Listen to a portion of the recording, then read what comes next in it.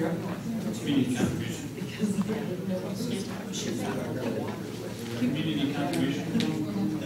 You need to say it as a I'm sorry. Community. Sorry. Okay, one more time. Now you come halfway. Community contribution. I didn't see anything down the script or whatever. Just want me to tee it up. They didn't use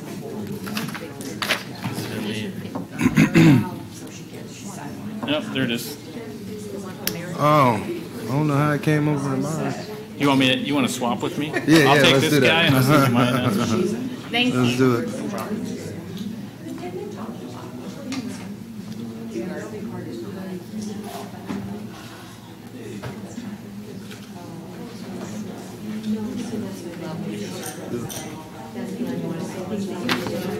Well, I think, what are these then?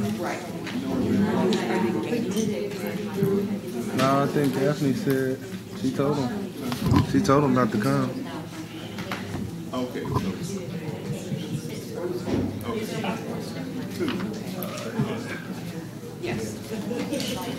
Ready to roll? It's my pleasure to call to order the meeting of the Peoria Public Schools Board of Education for July 16th, 2018. Would you please call the roll? Dr. Jacobson Aviles. Mr. Wilson. Here. Mrs. Ross. Here. Mrs. Jackson. Here. Mr. Walter. Here. Mr. Shaw. Here. Mr. Adler. Here. Mr. President, we have a quorum. Thank you. Would you all please rise and join me in the Pledge of Allegiance? I pledge allegiance to the flag of the United States of America and to the republic for which it stands, one nation, under God, indivisible, with liberty and justice for all.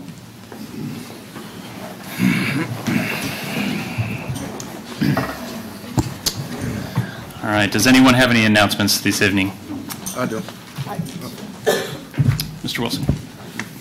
Peoria Public Schools requires all students to be in full compliance with health and immunization requirements on the first day of school, August 15th.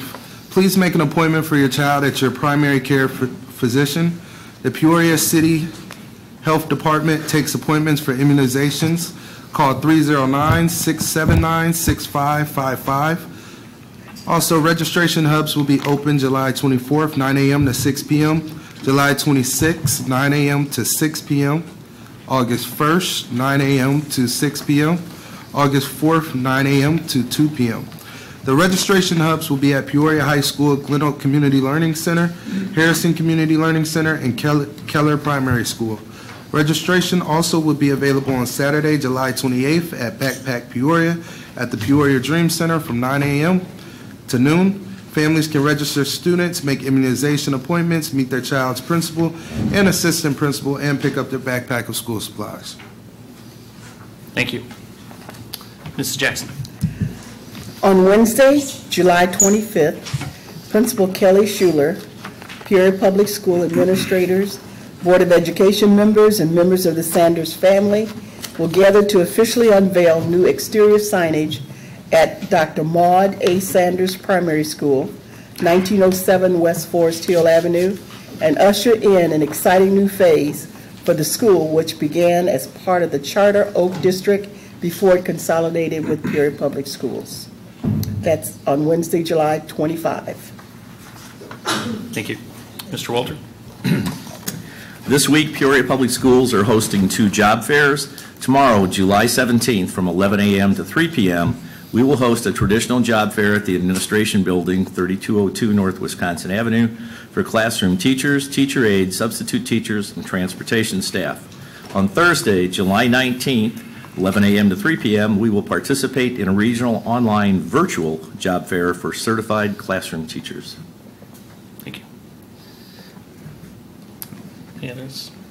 Mr. Shaw. All right. Students attending Valeska Hinton Early Childhood Education Center and Knoxville Center for Student Success return to school this Wednesday, July 17th. They will start with a full day from 7:30 a.m. to 3:30 p.m. Knoxville Center for Student Success evening classes begin a week from today, Monday, July 23rd. Also, families will be receiving the 2018-2019 Peoria Public Schools calendar and handbook and registration packets within the coming weeks.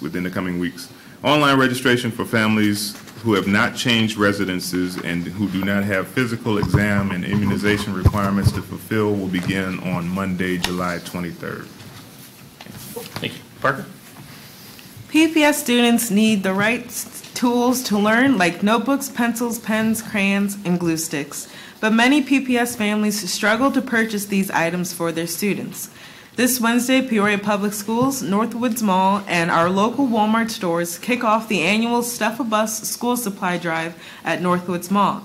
If you are out shopping between Wednesday, July 18th and Monday, August 13th, please pick up extra school supplies and leave them in the donation boxes at Northwoods Mall, Walmart on University Drive, or on Walmart on Allen Road. And thank you for these community partners for participating in the annual Stuff a Bus program, as well as Attention Peoria Public School Remarkable Readers. We know there are many PPS students who are spending at least 30 minutes per day reading. Keep track of the books you read so you'll be eligible for the Remarkable Readers drawing in September. Parents, please keep encouraging your student to read each day during the summer break. It will make a huge difference in their academic progress when school starts on August 15th. Thank you. All right. That's it for announcements. Tonight's Community Contribution Award goes to Meredith Bunch, President and Chief Executive Officer of Mid-State College. I'd like to invite Mr. Tom Welsh, Executive Director of Secondary Schools, to come forward and begin that presentation. Well, good evening, Board President Adler, members of our Board of Education, and Dr. Karat. Tonight joining me at the podium is a familiar face, Cheryl Sanphilip, and I have been working with Meredith. We're honored to present Meredith to our Board of Education tonight. Meredith, as many of you know, is the President and Chief Executive Officer of Mid-State College. She is a Peoria native and began her education here in Peoria Public Schools. In addition to a very active role in the Greater Peoria EDC, Meredith also volunteers on Alignment Peoria. She's on both our operating board and our college and career readiness team. She's been honored by 40 Leaders Under 40, WEK's 25 Women in Leadership, and featured as a woman of influence by the several Peoria magazines. Beginning this new school year, Meredith is providing a remarkable opportunity to 8 Manual Academy students who will be attending Mid-State College in their medical coding and billing program. This incredible opportunity would cost each student over $32,000 if not for the generosity of Meredith, who is providing this life-changing opportunity tuition-free. And I know Cheryl would like to have a few words as well. Good evening. About a year ago, Manual did a strategic plan, and Dr. Simpson and I had the privilege of being part of that. And one of the strategies of the strategic plan was early college, meaning our students would be enrolled at a college part of the day and at their home high school part of the day. Well, Meredith is also part of our competency-based education advisory board. So, you know, we've been in a lot of different conversations, and one day she said to Dr. Karat, I want to do something to help. Well, that was all she needed to say. And when we visited Chicago to one of the high schools, one of the barriers for early college was financial. And our students will, when they finish after their senior year, have a 2-year diploma from Mid-State and all the credentials to start their career in medical billing and coding. And at the same time, they'll get their diploma from Peoria Public Schools because the competency-based education program allows us to use Mid-State courses for our Carnegie units for graduation. Mr. Welch just mentioned that the tuition is $32,460. That's per student. That comes to $259,700 $680. That is the contribution from Midstate for these 8 students. Meredith is also working out the providing books for our students. She's working with her staff to provide extra support for the students when they get there in the morning. She is going far above anything we ever imagined to help these kids not only change their lives, but having a successful experience at Midstate that will take them to that next step. So we see the financial generosity, but the part of Meredith that I think is even more spectacular is how much she cares. She cares about the kids. She truly is a partner with Peoria Public Schools. And you know, I've always said, kindness and caring, there's nothing that takes the place of that, along with the huge financial contribution. So it is our pleasure to bring Meredith up here. Dr. Crott has an award for you. If you have a few words you'd like to share, please.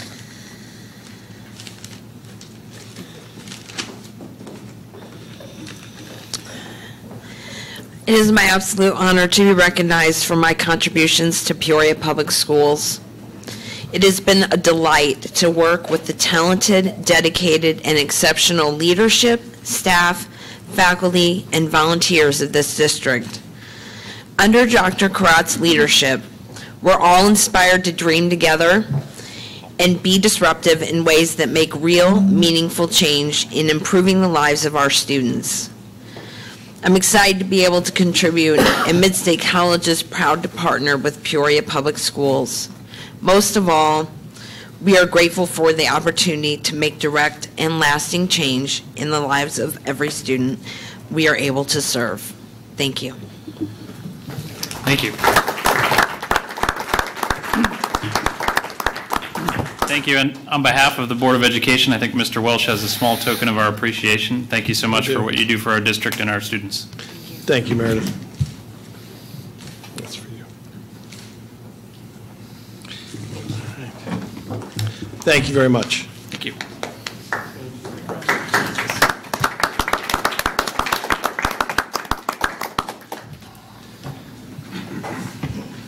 All right. Next on our agenda, we have a district presentation, 2017-2018 academic end-of-year update. Dr. Crott and team, take it away.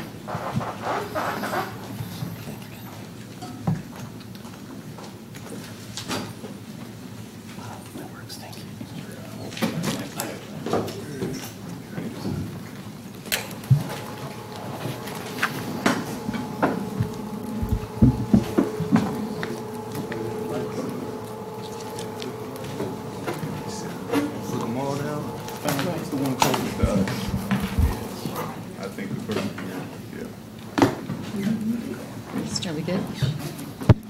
Okay. Thank you, President Adler and Board. This is a customary practice for us, presenting an end of the year report to the board and actually to the community. So I presented some slides, and the team, you'll actually hear different voices, so please bear with us. There are a number of slides. Hopefully we might be able to go through quickly, but it seems like you'll have an opportunity to ask questions. There aren't too many individuals in the audience, so it's a good thing, I think. Actually, you should have all have received your calendar and our families will receive the school calendar in the next couple of weeks, and in that calendar, I wrote an introductory note to families, basically saying after 3 years, I am very, very, very thrilled in terms of understanding where we are as a district. I'm optimistic about the fact that the team and myself, we've uncovered areas that we're going to focus on, and we'll definitely present great results, significant results at the end of the upcoming school year. So I'm really thrilled about that.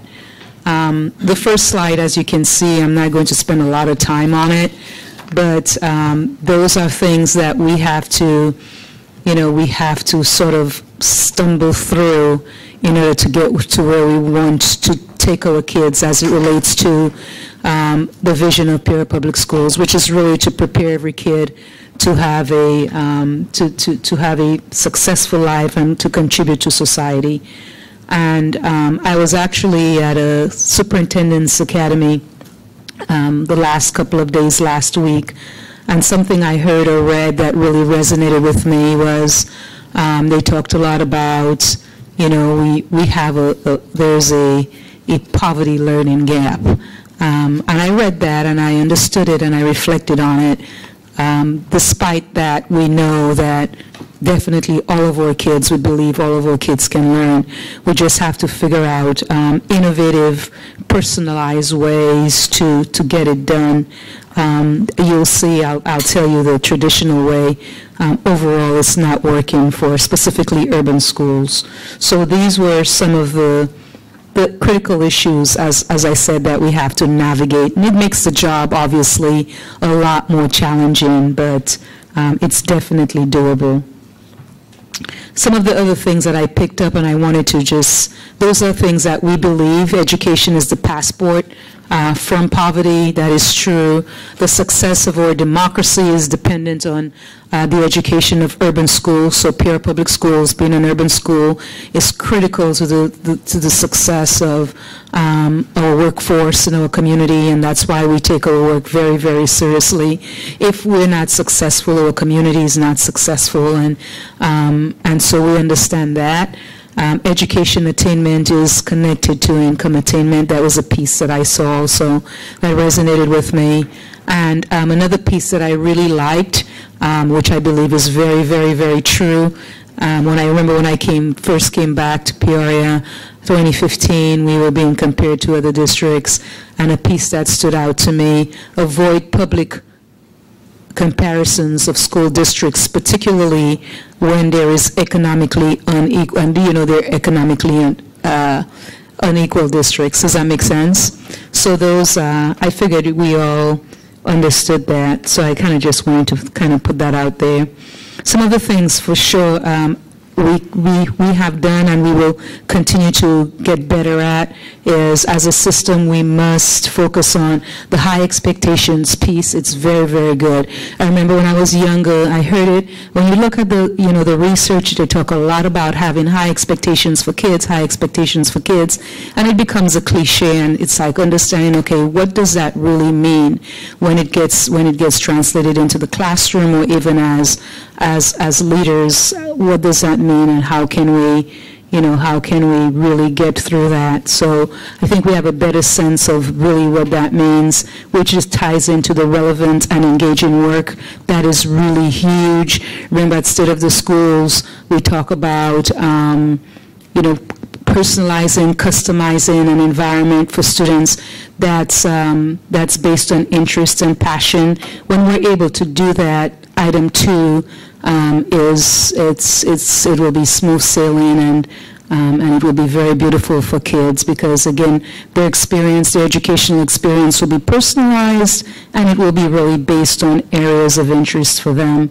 We're still not there yet. I think overall, as public education in the United States, we're still stuck with that traditional framework. And a lot of districts, I was with over 100 superintendents last week, and that's what they're talking about, doing things differently and figuring out how to do that. Rigorous and accessible relationships, equity and opportunities, we'll talk a little bit more about that, and then also focusing on achievement.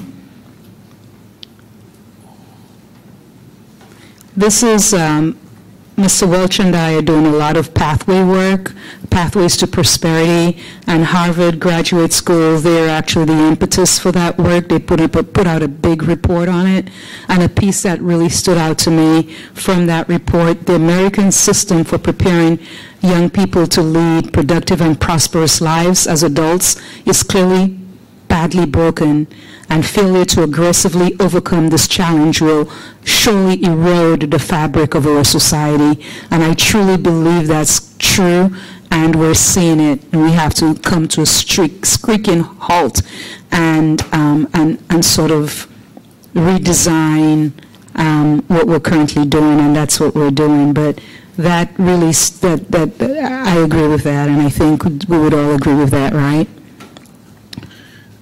So then, just a couple of other quick pieces. Educators throughout the country agree that education must be done differently, which I've already referenced. Again, the true challenge, though, is determining what does that look like and what does that sound like. And those are the conversations we're having, and we're experimenting and piloting. And again, I'm excited about the things that we're going to be doing for the upcoming year. Meredith Bunch and Mr. Sanphilip and Mr. Welch and Dr. Simpson and that entire team, when we're looking at, grabbing kids from high school and routing them to a college and preparing them to defy the odds and get them either credentials or certifications so that they can get good jobs, at least and start there. That's the direction that we're heading. At Peoria Public Schools, we're truly on a mission to redefine what it means to be ready, and again, to personalize the educational journey for our students. These 8 students had to go through a rigorous assessment. They had to pass the AccuPlacer, and they had to be ready to take on this challenge. So that was very, very beautiful. And then the final one is, an important part of the work will be to help students really believe that they're more than a test score, and that's a piece that we're grappling with, because we're compared with test scores are just compared, and that's what society does. And but our kids understanding that they're talented in different ways, they're more than a test score, and they're unique individuals with unique talents and a purpose in life, and helping them to really to discern and to unveil that, or to discover that. So I'm going to ask Dr. T to come up to talk about, for us, the why is important. Why should Peoria Public Schools do things differently? And he'll share some of our testing data with you.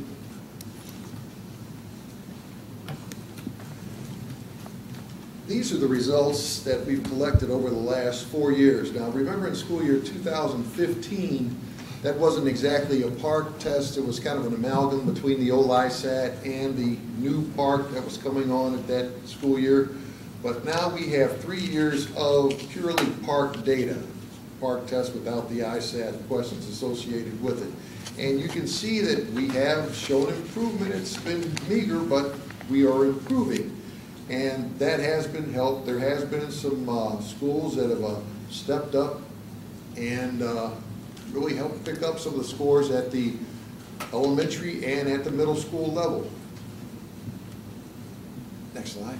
Yeah, I'm trying to. Oh, you have, okay. Thanks, Molly.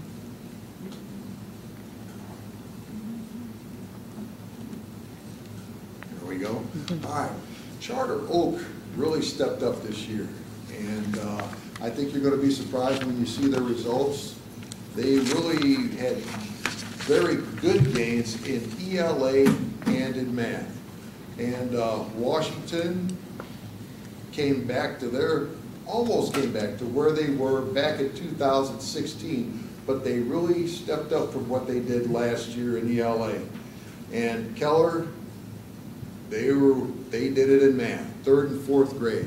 And through the contributions from those 3 buildings, they really helped pick up Peoria Public Schools 150. Next slide. The high schools, same test, SAT, but the results were not as good as what they were last year, and they're not as good as what we would have liked them to be for this year. They, across the board, we saw scores go down. There was a little bit of a pickup in Rich Woods in the evidence-based reading and writing, which is the English language arts, but there was regression in the other buildings in both areas. Thank you, Dr. T. Ms. Marlin?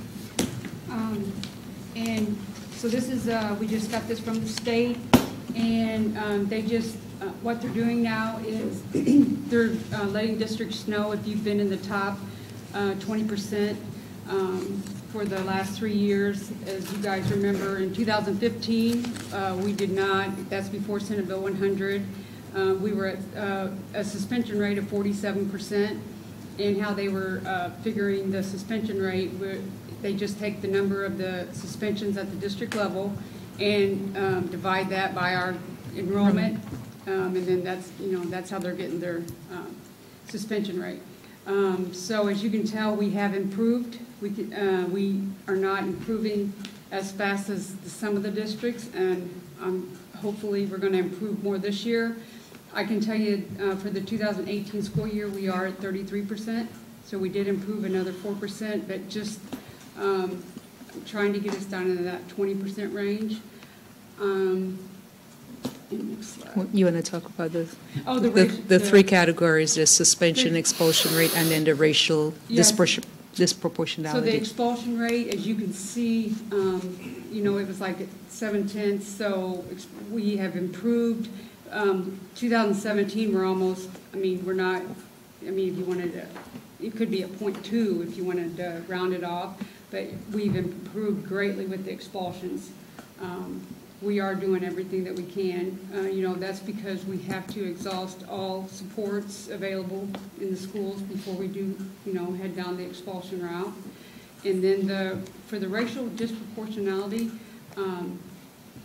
as you can tell, in 2016, we made some great gains.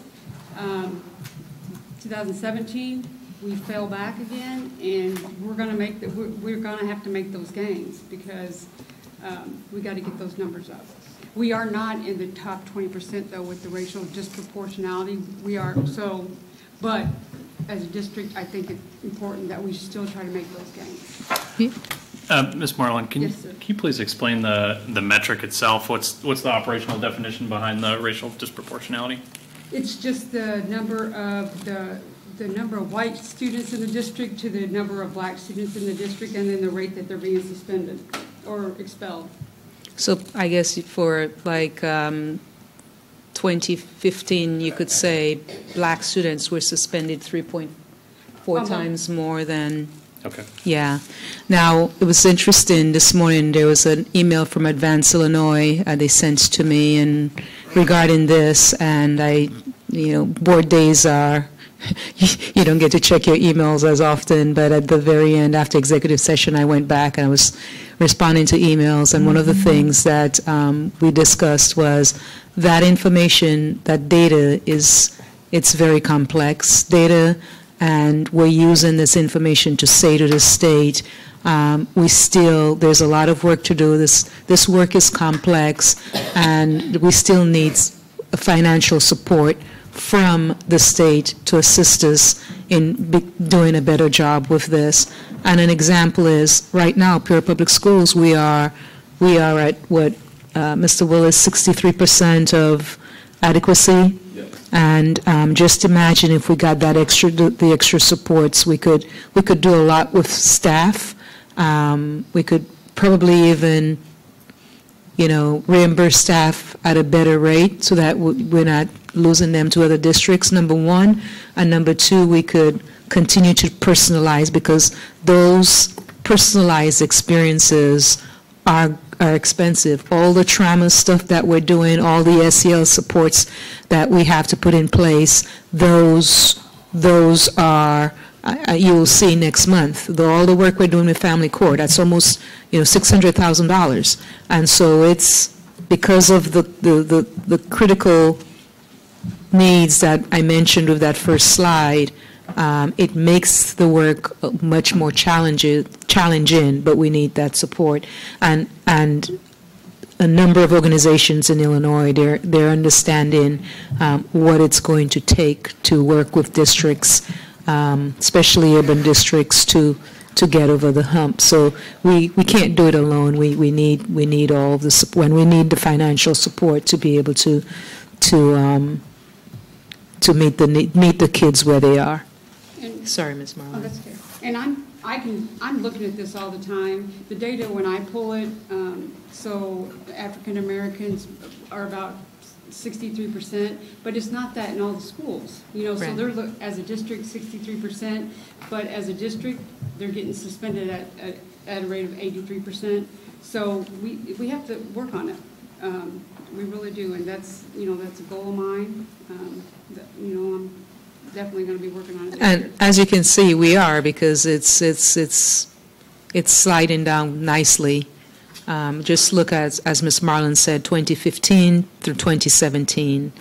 That's In 2018, it's down. Like I said, the suspensions rate was 33. The numbers are all down. You'll see that. But it's just they don't have their data out yet. Yeah, that's significant. That doesn't happen automatically. That's SEL and teachers doing great things in your classroom.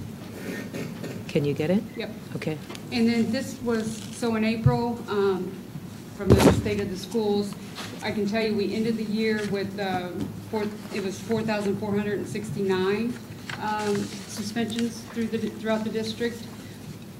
We're going to need to cut those, and what we need to do really is at each school, if we just cut them just a small piece, as a district overall, our suspension rate will go down, which is what the state's looking at. So we can drop out of that top 20%. It's going to take us a few years to do that, but hopefully we are moving in the right direction with discipline. Yeah. What I wanted to do was also to give you sort of a comprehensive plan as it relates to, you've seen the critical needs, you're seeing the test scores, you're seeing the other environmental information, but also to share with you a little bit about ESSA and the plan of action, the plan of attack for the upcoming year. So I wanted to take this opportunity to sort of be as comprehensive as possible, and that's why you're seeing everybody at the table. And so, speaking of ESSA, what's required of states under ESSA, and ESSA is that new act that replaced No Child Left Behind, right? And so there, you know, it's all about, again, raising student achievements, raising graduation rates, setting goals and timelines.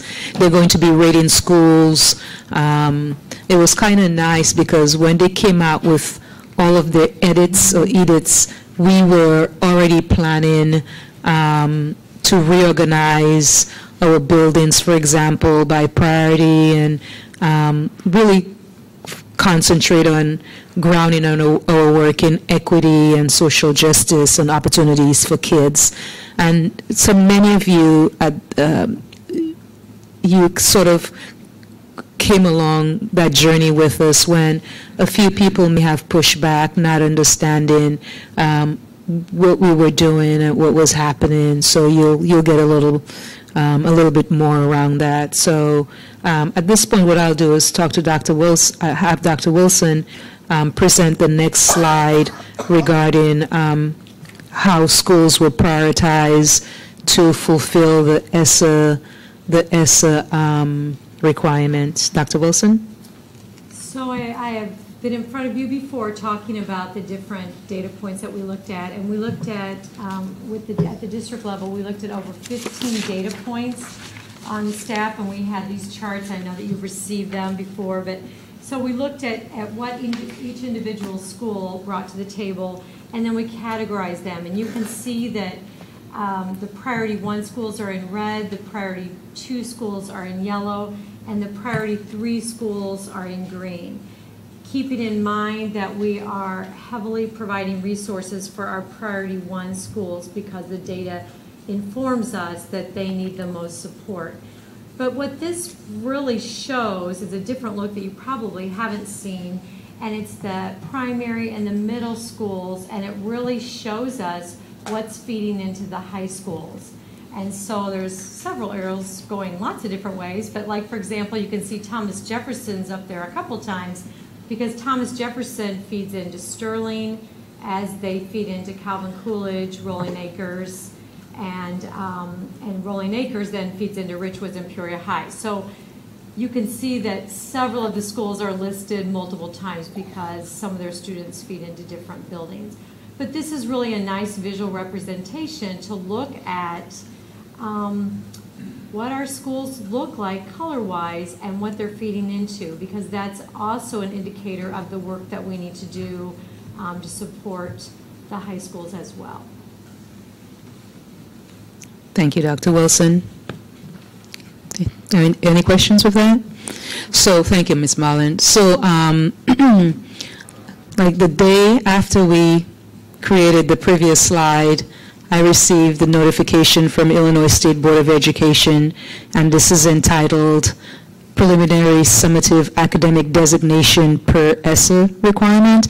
And remember, I mentioned to you that they were going to rate or rank schools, and so I believe there are 13, and there are two categories, lowest performing or underperforming, and you can see like the second paragraph on the right-hand side where it talks about underperforming means having one or more student groups performing at or below the blah, blah, blah. So you can kind of take a look and see the distinction between the two, underperforming and lowest performing.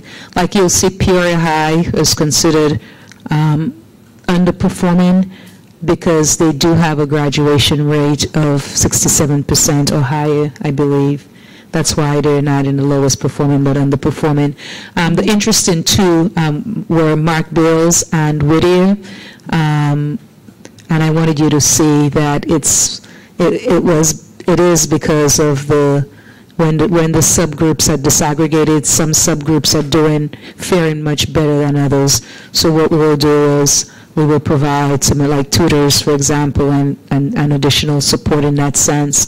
But what this means is we will also, from the state, those schools will receive additional supports, and they will be monitored.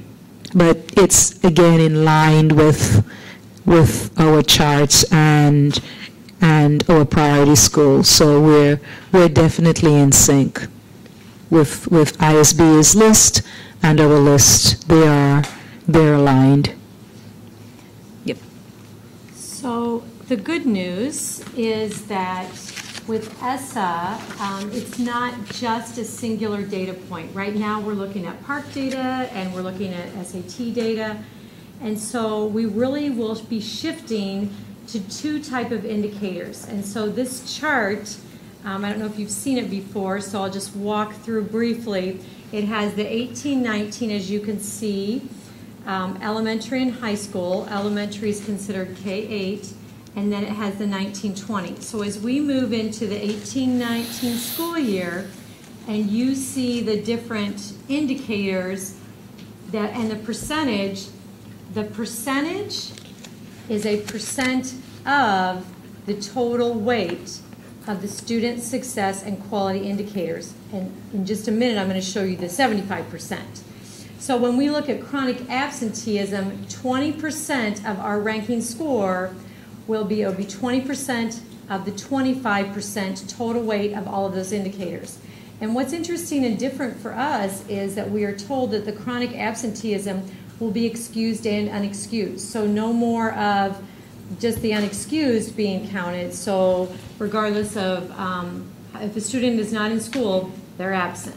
So we don't have that. The climate survey, we already have the 5 essentials. You'll notice that underneath that it has for the elementary, it's the elementary MG, that's middle grade indicator. And that's really open-ended right now. It hasn't been determined, but they're hoping to capture a range of experiences that a student might have. So we're not exactly sure what that indicator will be, and it won't be included this year anyway, but it will be in the 19-20 school year. So stay tuned on that one. The P2 indicator, again, we'll find out in the 19-20 school year, but that's the preschool indicator, so preparing our students. And you can also see the fine arts indicator is a 0% for 18-19 and 19-20. However, for elementary. Right, for elementary, but then in high school it's 5%. And what that is providing opportunities for our students to participate. So what fine arts do we offer all of our students? And so, and that's going to be at the high school. So if you sneak over to the high school, you're very familiar with the 9th grade. on track.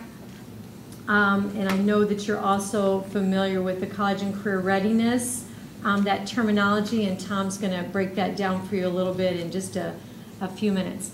So that's student success and school quality indicators, and that's 25% of our score. So if we look at the next grid, this is 75% of how we'll also be graded as well. And these are called the academic indicators. And so you can see that they're really giving us a broad brushstroke. You can see the ELA in math, that's PARCC and SAT. And might I add, we're not exactly sure what the PARCC assessment is going to be for this year. They're creating a new vendor opportunity, and so we're not sure who's going to be building the test and exactly what the test will look like. We do know it's online, and we do know it's standard aligned. So we'll stay the course. We're just not sure who the vendor is going to be. So you can see that. The ELA and math growth, as you can see, this is something different for us.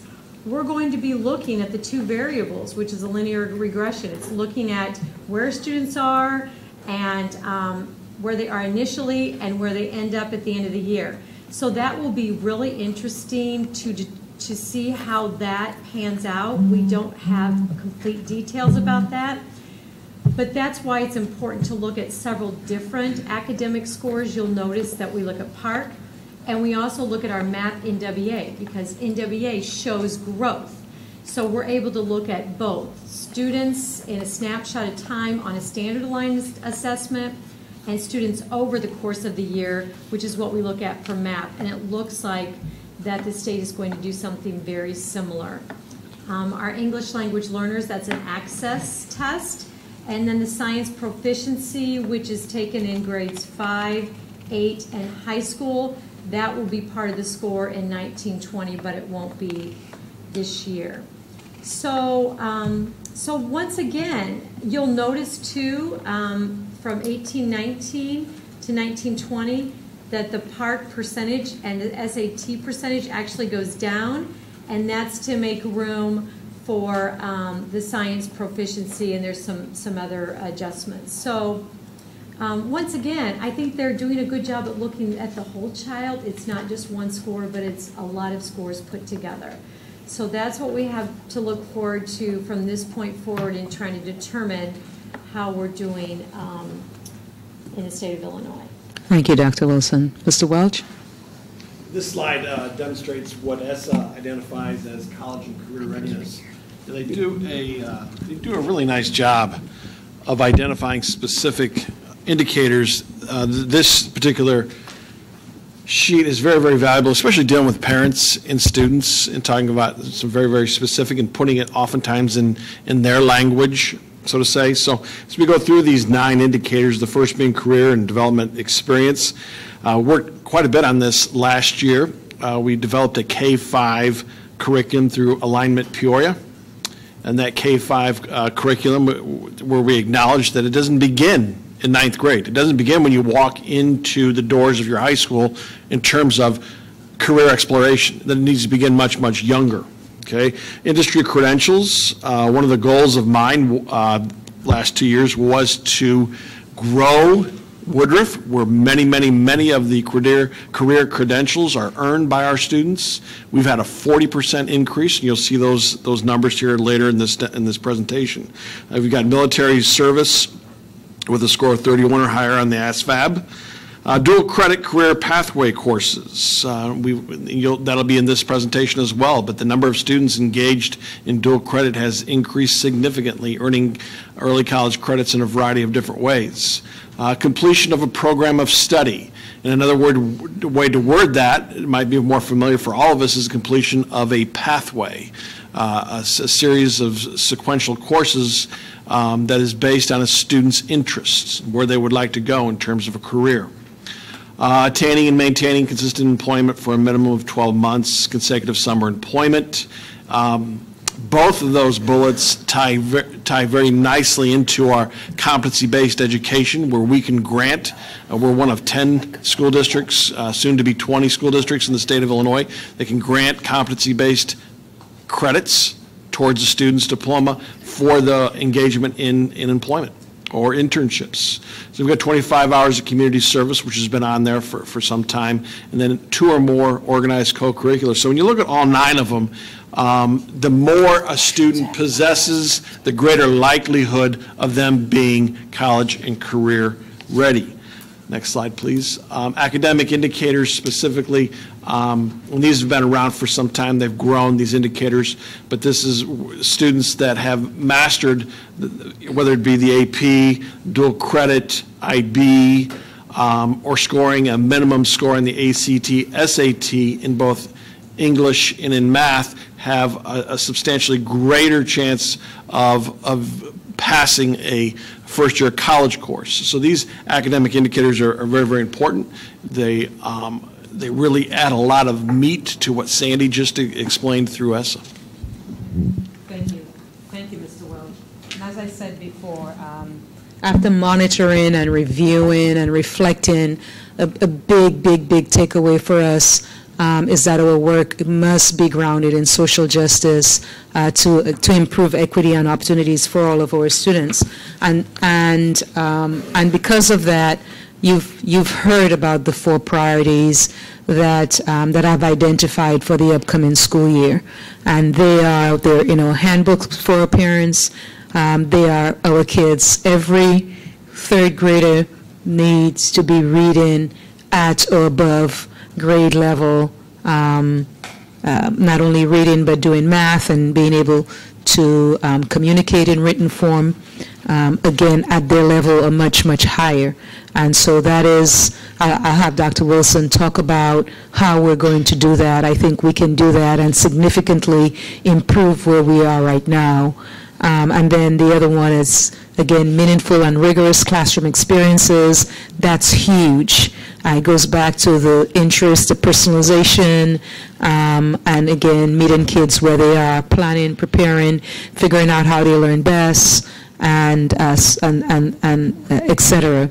And then item number 3, and all of this is, I think one of my team members mentioned it, a huge focus on the whole child, not only the academic side, but also the social service side, which has to do with the social emotional side, which has to do with number 3, social emotional learning, supports for all, and I'm really excited about more clarity around the multi-tier system of support.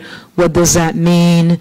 If kids aren't having success, just having a better framework that everyone across the board understands and follows. So there's, the problem-solving team and so forth.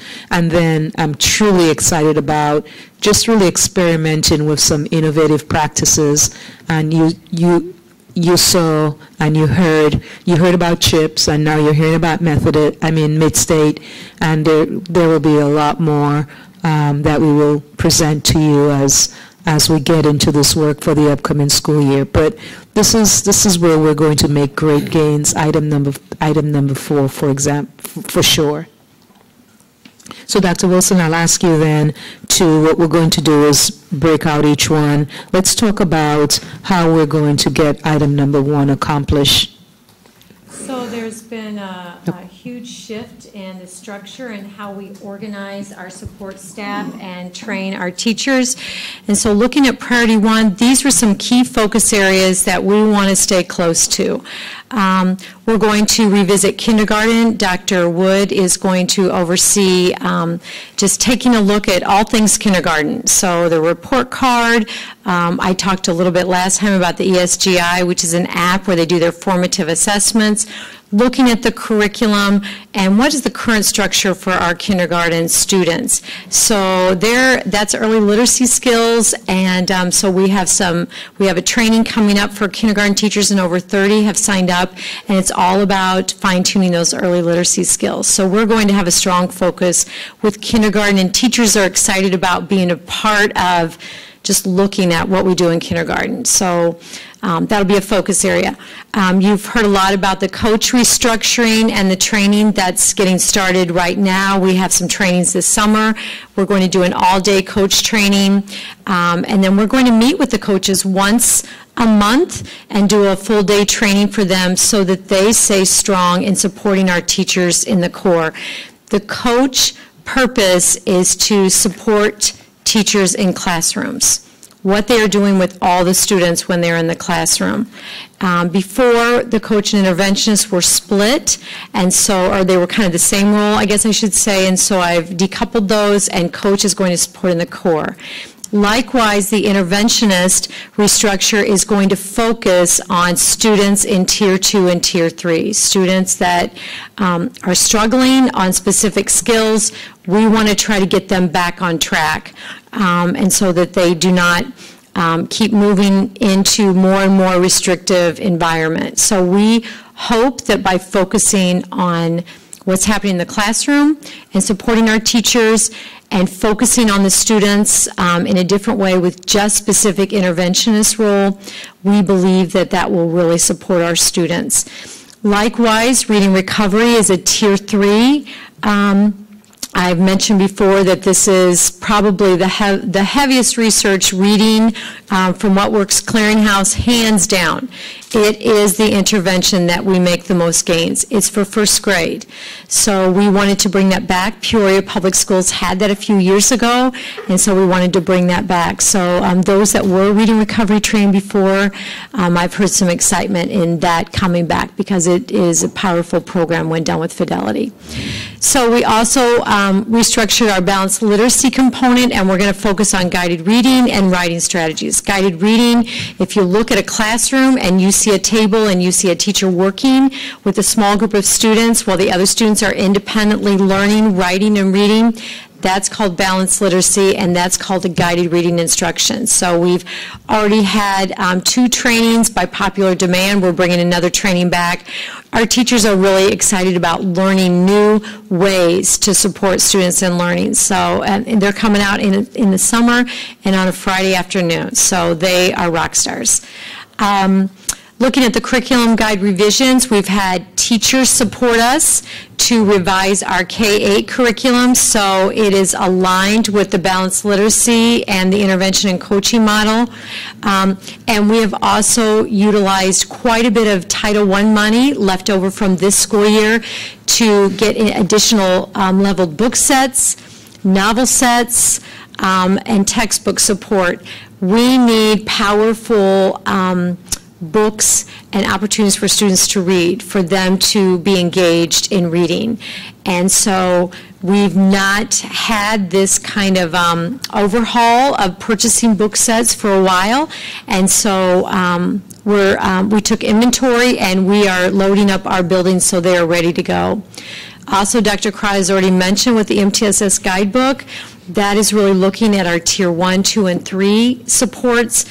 And we've had many staff members look at this and help us rewrite so that this is really spot on in what we do, so that all buildings provide the same opportunities for students regardless of what color your building is.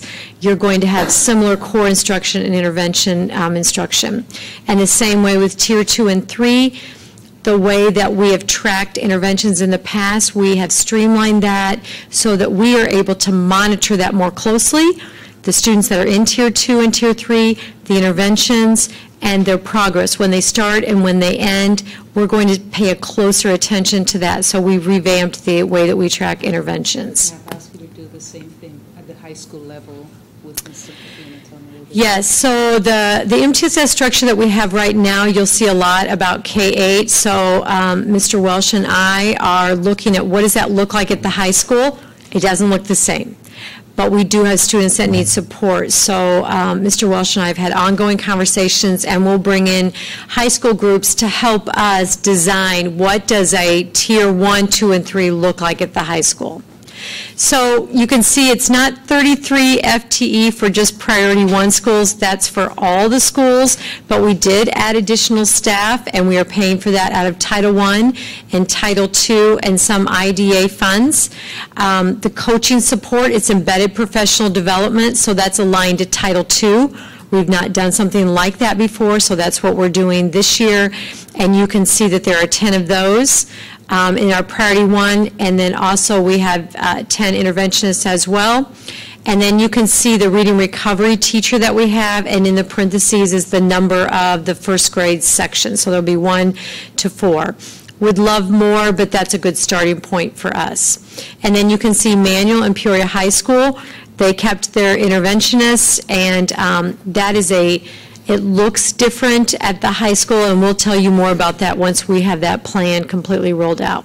Priority 2, likewise, this is a Thomas Jefferson, Whittier and Hines has 1 person in their building, and they're going to serve part-time as a coach and a part-time as an interventionist.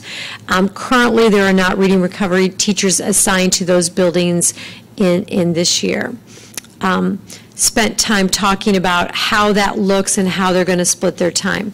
Likewise, you can see that our Priority 3 buildings are sharing a coach at the middle school and the primary level. Can you also talk about Priority 2 regarding meaningful and rigorous classroom experiences? Yeah, so looking at Priority 2, this is all about rigor. This is about what happens in the classroom so that students are engaged. We revised the framework. I talked a little bit about it just a minute ago, and we also looked at what we call win time, what I need time. All buildings have that, K-8, and that is time where students are divided and they have focused supports. We also updated our interventions. So what kind of interventions are we providing for students? In K-8, we had a large list, and we've really narrowed it so we can do some specific training and monitoring to determine what works. The other piece I'll talk about, Mr. Welsh will take a few of the bullets, but the rigorous instruction. We've spent 2 years studying Marzano's rigor matrix, and we are going to continue that work. And so that's our walkthrough document that we use, that we monitor classrooms and give feedback to teachers on the level of rigor that's in their classroom. And these are the components that define a rigorous classroom. Mr. Welsh?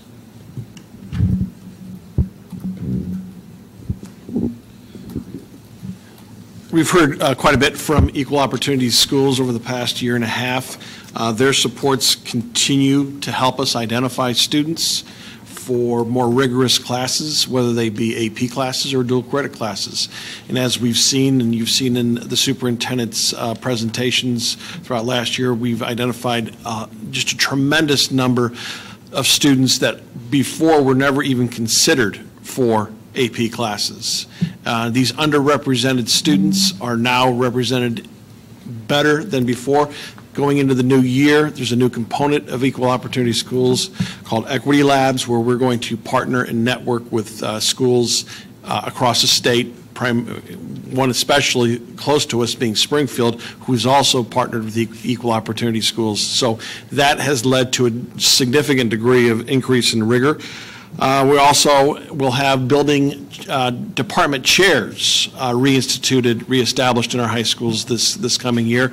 The department chairs will do a variety of leadership functions within their department. And as we know, even before we had department chairs, we've had people with informal authority. Now we've formalized that and given them an opportunity throughout the day to do the work of the department chair as well.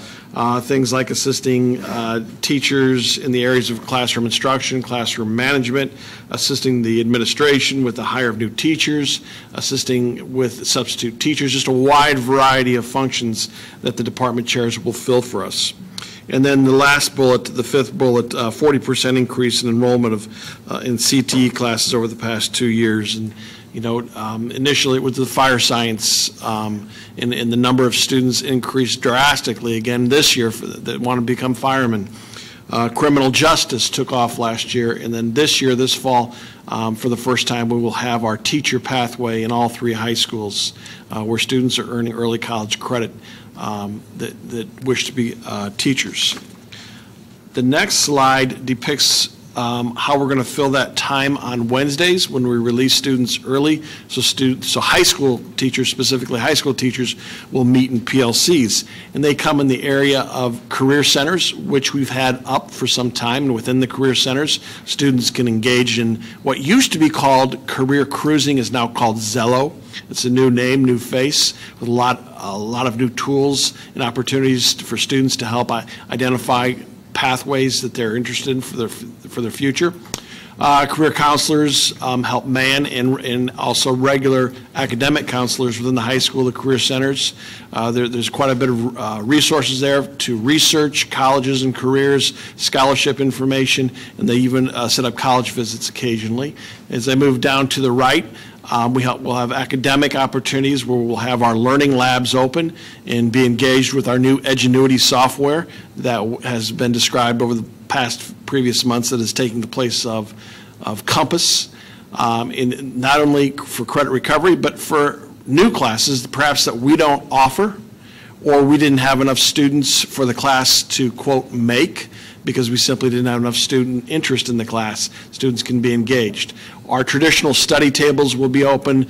We're asking the librarians to start book clubs for those students within that, who are dismissed at 1:30 early on Wednesday. SAT prep.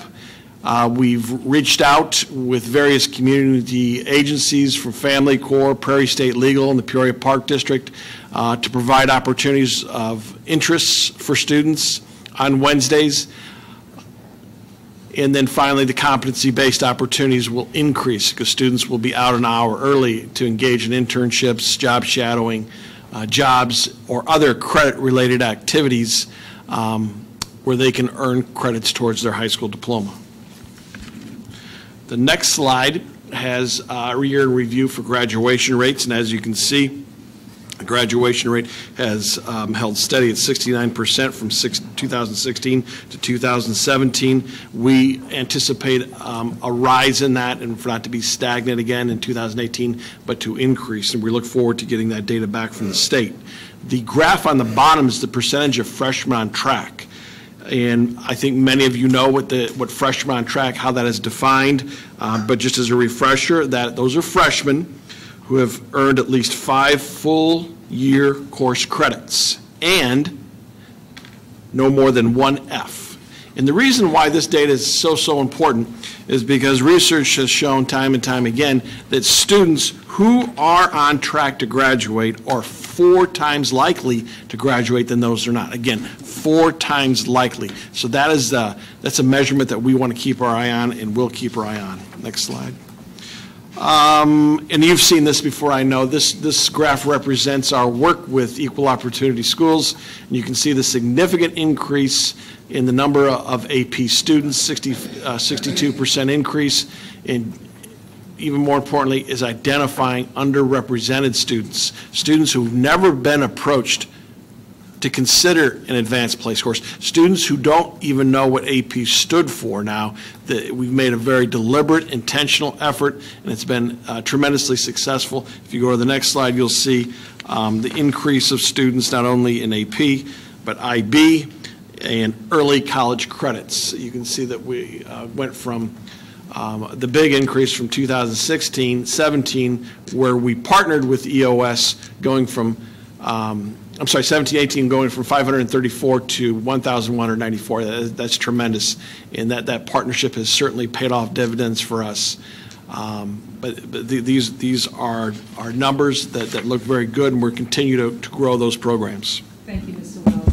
And so we're heading to priority 3. Priority 1, remember, all of our 3rd graders will be reading, writing, and doing numeracy by 3rd grade. Now, priority 2, we talked about engaging meaningful classroom experiences, and I've asked Coach Booth to talk about, as we focus on the whole child, this is huge. And priority 3 has to do with social emotional supports for all students, including the multi-tier systems of support. So, Mr. Booth. Thank you. So in addition to the academic supports and opportunities that you just heard, our big focus and my priority task for the Peoria Public Schools are these social emotional supports. And one of the first things are the training of social emotional learning aids, and that training is going to involve teaching support staff and de-escalation, building relationships with students, removing students from the classroom who need to be de-escalated for the purpose of getting them returned, and assisting them with developing skills to be successful in the classroom. And then the wraparound center will be housed at Tree Wind, and we have many community partners that will be providing support services and resources within Tree Wind, full-time partners such as OSF with the Trauma Recovery Program, Methodist, who will assist us with behavioral health supports, Center for Youth and Family Solutions, Family Corps will be there on a full-time basis, and then many agencies will be using the Wraparound Center as a satellite office, Prairie State Legal, affordable housing, and many will be utilizing it also as a site-based program for projects and classes and recovering your credit and assisting with home buying. So the wraparound is support not only for our students, but also the families, not only in the 61605 zip code, but throughout the Peoria community. You had a meeting last week. I was not Yes. able to make it. Can you tell? Yeah. That was pretty interesting and amazing. Yeah. So there were last Tuesday, July 10th, we had an update of the Wraparound Center with our community partners that have committed to be involved, and we had 38 community partners that were here and completed requests to participate, proposals where there was a variety of services and resources that they want to be able to do within the Wraparound Center for the community, Peoria community. So it was, and that list is continuing to grow as we move closer to the implementation. And you've made some contacts with Caterpillar too? Yeah, throughout from that meeting, we were able to hear back from Caterpillar. They, through the generosity of Caterpillar, they are going to donate all of the office furniture for the Wraparound Center for the community partners to utilize the space. And so that was so getting a lot of positive feedback from the community and wanting to be involved and wanting to provide supports and services, not only for Peoria Public Schools but also the entire community. Also, we want to provide many more opportunities for short-term placements for suspensions. And what this involves is when students are suspended, to give them the opportunity to attend an alternative environment where they will get not only academic supports but also social emotional supports, with the incentive, if they complete their suspension within this alternative placement, that it will be an alternative to suspension. It will become an alternative suspension and not reflect as a suspension on their record. And it also will give us the ability to assist them and provide them with supports instead of them being out of school. Pre-readiness program is a program that was successful this year. Last week on Wednesday, we graduated 7 students in the pre-readiness program. In this program, we targeted students that we deemed at risk of not being able to graduate middle school, and at risk possibly not being able to graduate middle school and not be successful within high school. In this program, we provided them with wraparound supports with teachers and a family corps liaison, also an SEL aide, and we moved them out of their school environment into an alternative environment, which was housed at the Urban League. And so that was successful graduation that we just had on last week for those students. Alternative options for students to succeed on top of the programs such as the pre-readiness. We're looking at expanding our Knoxville site. We're having discussions with Peoria Park District looking at an alternative location to set up what we're calling right now for purposes of like a Knoxville South location, just to provide more opportunities for high school students that are in need of an alternative environment. But then within that alternative environment, also providing them with additional social emotional supports and opportunities for their high school experience. And then high school advisory. Last year we did not have advisory. We're bringing high school advisory back in our within Peoria High and Manual Academy. And this will also provide other opportunities for not only for teachers to build relationships with students, but also as an opportunity to provide different social emotional learning opportunities, discussions, career discussions, and exposure to different career opportunities. And this is just a chart that kind of is a snapshot of the different type of social emotional supports that, that we're offering within our Priority 1 schools, broken down by their educational level. You see in our primary level, K-4, building, all of our Priority 1 schools will have either a family core or a children's home therapist on site, social worker supports, supports with the SEL aides, and then also CODAs, which are the Certified Occupational Therapist Assistants. And these are highly skilled professionals that, that specialize in physical, social, and psychological supports of students, but also in the de-escalation in the use of sensory tools, and also experts in how to utilize the calming areas within these buildings. Middle schools, again, they will all be staffed with their own counselor, and our Priority 1 schools will also have a children's home therapist, a social worker, again, those SEL aides and those CODAs. And our K6 and K8 buildings will have the same staff, the counselor, to assist with those social emotional supports, therapists, social workers, and an SEL aide, and also the occupational therapist. And then you see the different number of assistant principals that will be housed in the buildings to provide additional supports.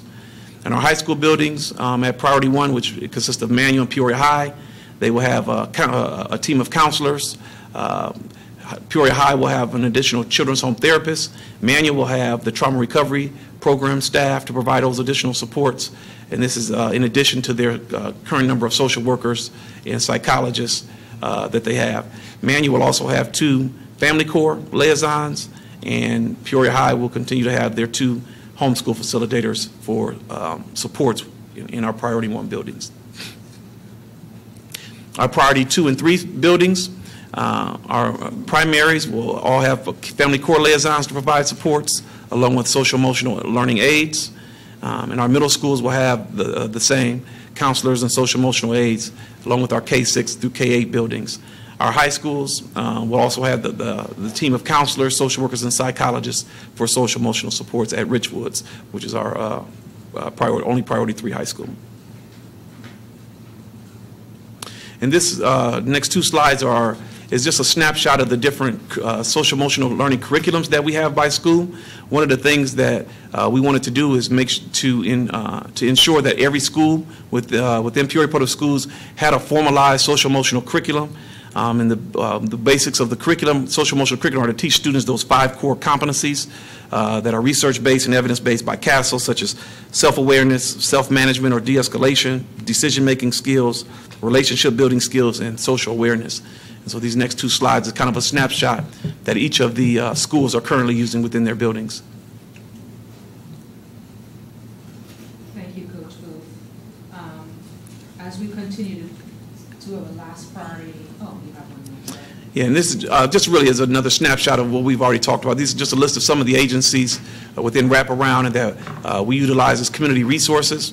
One of the things through our multi-tiered systems of support we do for SELs, we want to identify students in need of those supports at the Tier 1, Tier 2, and Tier 3 level.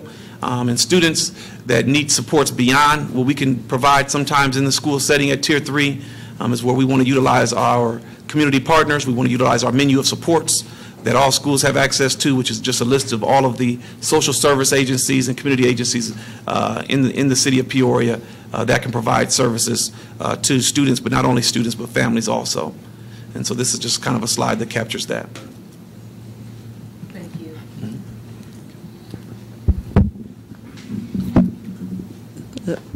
Coach Booth is also, he's doing amazing work, and it's we're just beginning.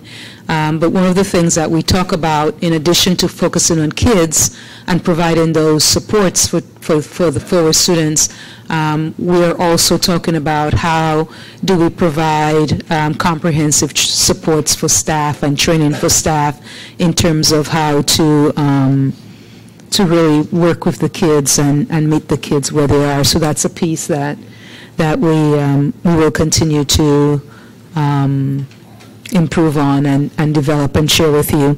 So the last priority, I'm very, very excited about that, innovative practices. This will be led by Susan Versnich, and I hear this a lot from our community. Not everybody, I know as a board, I would say we you all believe that also, and I believe that also. Not everyone needs to go to college, but everyone needs to be credentialed or certified. And I found that slide, and it shows college completion rates are alarmingly low. And so we've seen a lot of kids going on to college, about 66% of them, 66%, and then a number of them don't finish, and they end up dropping out with high bills, right? College notes that they do have to pay. And so I kind of wanted to, this is sort of, it shows, it says 4-year institutions have a 6-year graduation window, and 2-year institutions have a 3-year graduation window. And you can see during that time, 60% complete, and then for the associate, 28%. So I wanted to share that with you. And so for us, we are, you can move on to the next slide. We're really focused on, again, not only, as Mr. Welch mentioned, not only preparing them for college, like you saw the IBs and the APs and the, the early college and the EOS initiative, which is thanks to Caterpillar. Caterpillar has actually literally funded that initiative with great success. And so we're also focused on credentials and certification, because just look at that graph, and the second, it says 99% of those jobs, those new 11.6 million jobs that were created between 2010 and 2016, through 2016, 99% went to workers with at least some education beyond high school. So thus, when you hear about the medical coding, right, the kids will be credentialed, and if they don't have the finances to go on to college, or they don't have the supports to go on, they have this strong credential that can assist them in getting a good job with benefits to get started and defy the odds and break the cycle of poverty. I threw this one in. I found it to be really interesting. I was reminded of this slide at my training last week, where they talked about, they surveyed business leaders, and most of the skills that they identified that were really important to them, communication skills, students who were able to communicate, students who were able to problem solve, individuals who are adaptable and have strong interpersonal skills. So, Coach, that SEL piece is huge. It's huge. So those are soft, effective pieces that are beyond test scores. And so some of the things that the innovative office, we're still sort of having a conversation about it. I think we're 80% in agreement in terms of what we're going to focus on, but just a few areas of interest. Grants, Susan is working very, very hard, bringing in some grants like 21st Century. That's been very successful. She's worked with a team on that. You heard about $450,000, at least for 1 year, with the prospect of maybe 5 years. Working with Tom, Mr. Welch, with credentials and CTE, and a lot more with competency-based. The sky is the limit with the competency-based learning. And CHIPS, for example, is, you've heard of CHIPS, and you've just heard of the Mid-State Initiative. And so the next steps for us is really expanding this alternative learning experiences for kids, break out of that traditional mold, and have conversations with kids, their families, and staff about again, working with young people, if they're motivated and inspired to go to college from a high school level. I'm all in favor of that.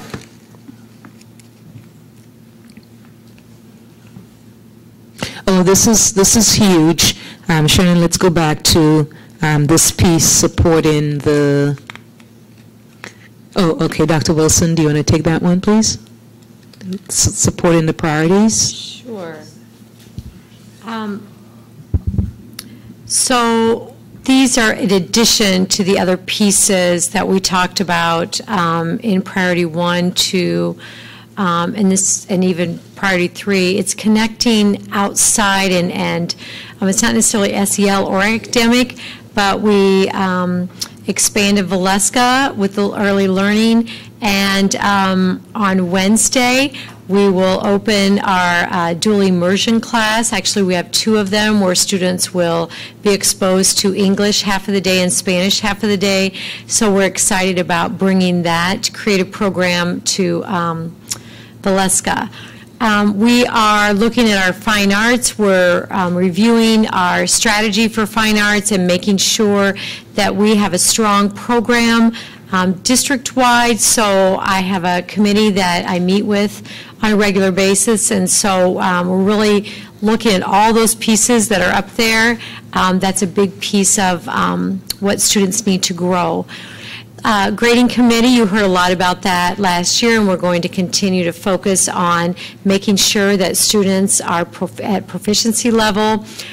We had an overhaul of the teacher evaluation system, so we'll have a training next week on that, and we're really picked it apart and focused on instructional strategies, classroom management within the framework, and so we've taken it apart to have a focus in smaller pieces as one huge document in totality. So we're going to share with that. Yeah, so we'll focus on 2 components instead of 4 components, which is great. Yeah, so, yep. Yeah, so I'm really excited about this other piece because a huge part of the board's responsibility is to sort of monitor the academic progress that we're making on a regular basis, and we've not really done that overall as a district. So this is all connecting, and I'm really excited about that. So the district leadership team, we call it DLT sometimes, they'll meet quarterly to monitor the work connected to the strategic plan, and everything we presented to you today are all aligned and actually they came out of our strategic plan. So the strategic plan is driving these 4 priorities that we just mentioned. And so school improvement plans will be reviewed and feedback will be provided to principals based on a rubric, a standard rubric. And then what I will do is I will communicate with you in November, this coming November, and February of 2019 regarding progress that we're making based on what you've just heard. And just some quick highlights that we wanted to mention that we're really proud of, that every student initiative and the wraparound work that Coach is doing, and the Trauma Recovery Center, and then the alignment work that Mr. Welch and Susan is doing with the community, internships and the SEL and the K4 career projects. That's like unprecedented and huge, and it just shows that, you know, one thing that Dr. Wilson, being not from Peoria, she said, Dr. Karat, a special jewel you have, and we have Peoria Public School, is that support from our community and that involvement and the love, and that's really what keeps us going. I know for sure for me. I mean, people in the community are always saying, guys, don't give up, keep going. We appreciate what you're doing, keep plugging away. And you can see those, you heard what Coach said. He called a meeting last Tuesday and over 30 folks showed up. Right? It's not unusual when we were doing the wraparound exploration, over 60 community individuals showed up willing to help. So a big kudos to our community, and they're motivating us to continue to do the right thing by kids. Our teachers are a huge part of this.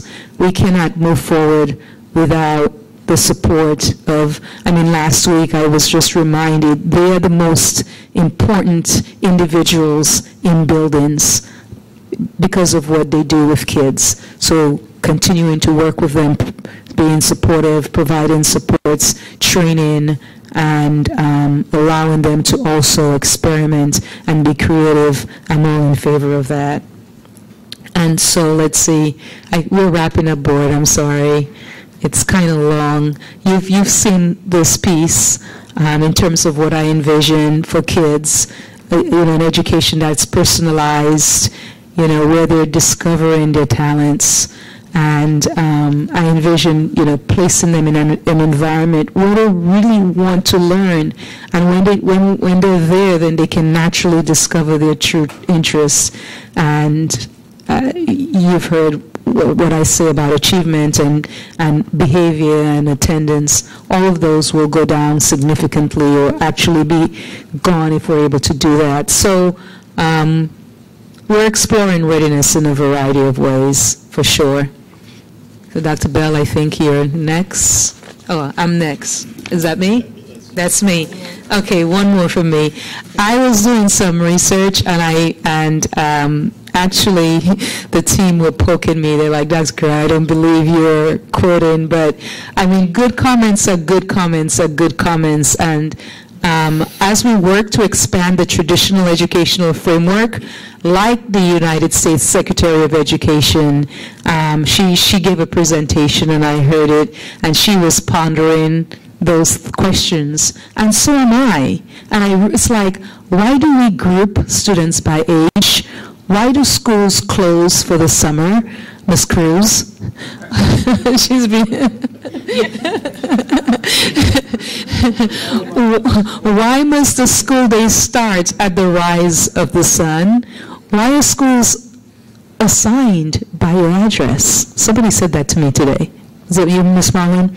Why do students have to go to a school building in the first place? I like that one. Why do they have to go to a school building in the first place? Why is choice only viable to those who can buy their way out or buy their way in? Why can't a student learn at his or her own pace? Why isn't technology more widely embraced in schools? And why do we limit what a student can learn based upon the faculty and facilities available? Aren't those great? So we're continuing to think about those and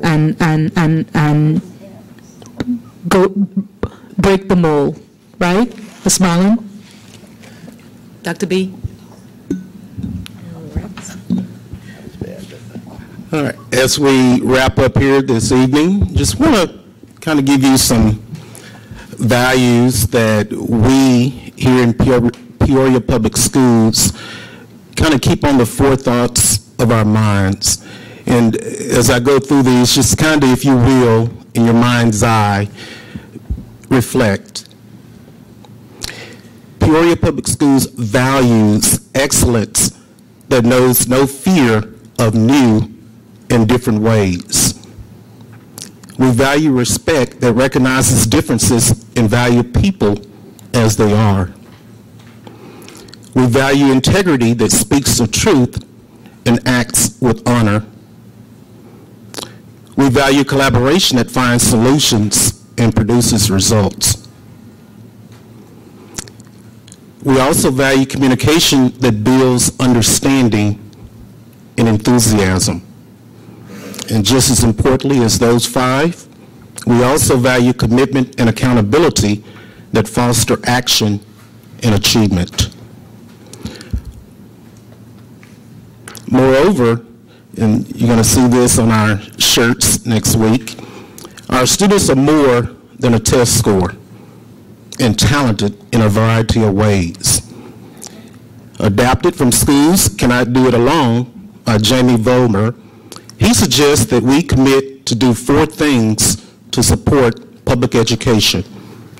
Number 1, shift our attention to the positive. Number 2, stop bad-mouthing one another in public. Number 3, share 1 positive story per week with your personal network. And number 4, monitor progress. So, based on our changes for the upcoming year, I'm confident we will see significant improvement in the following areas. You'll see improvement in reading, in math scores, freshmen on track numbers will improve. Discipline numbers will continue to go down because of the focus on the whole child. Graduation rates will increase because of, again, the focus in terms of alternative educational experiences for kids and an alternative educational journey for our kids. And let's remember, as we close, in Peoria Public Schools, miracles happen every day. So we'll take questions. Thank you.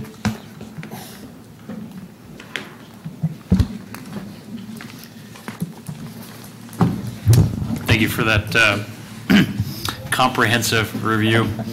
Are there any questions from board members? Yeah, I had a couple things. In regards to the early release on Wednesday, due to the PLC, what areas of interest have been proposed or identified, and how receptive has the Park District and Prairie State been to this? So just the areas of interest from the Park District, Family Court. Okay. Just talked to Brent Wheeler from the Park District, and Derek and I have collaborated on that with community agencies, including Brent, and he is excited to have access to the schools and access to the students on Wednesdays. So the Park District is very, very amenable for, partnering with us on Wednesdays. In terms of activities, we're looking for activities that are of high interest to students.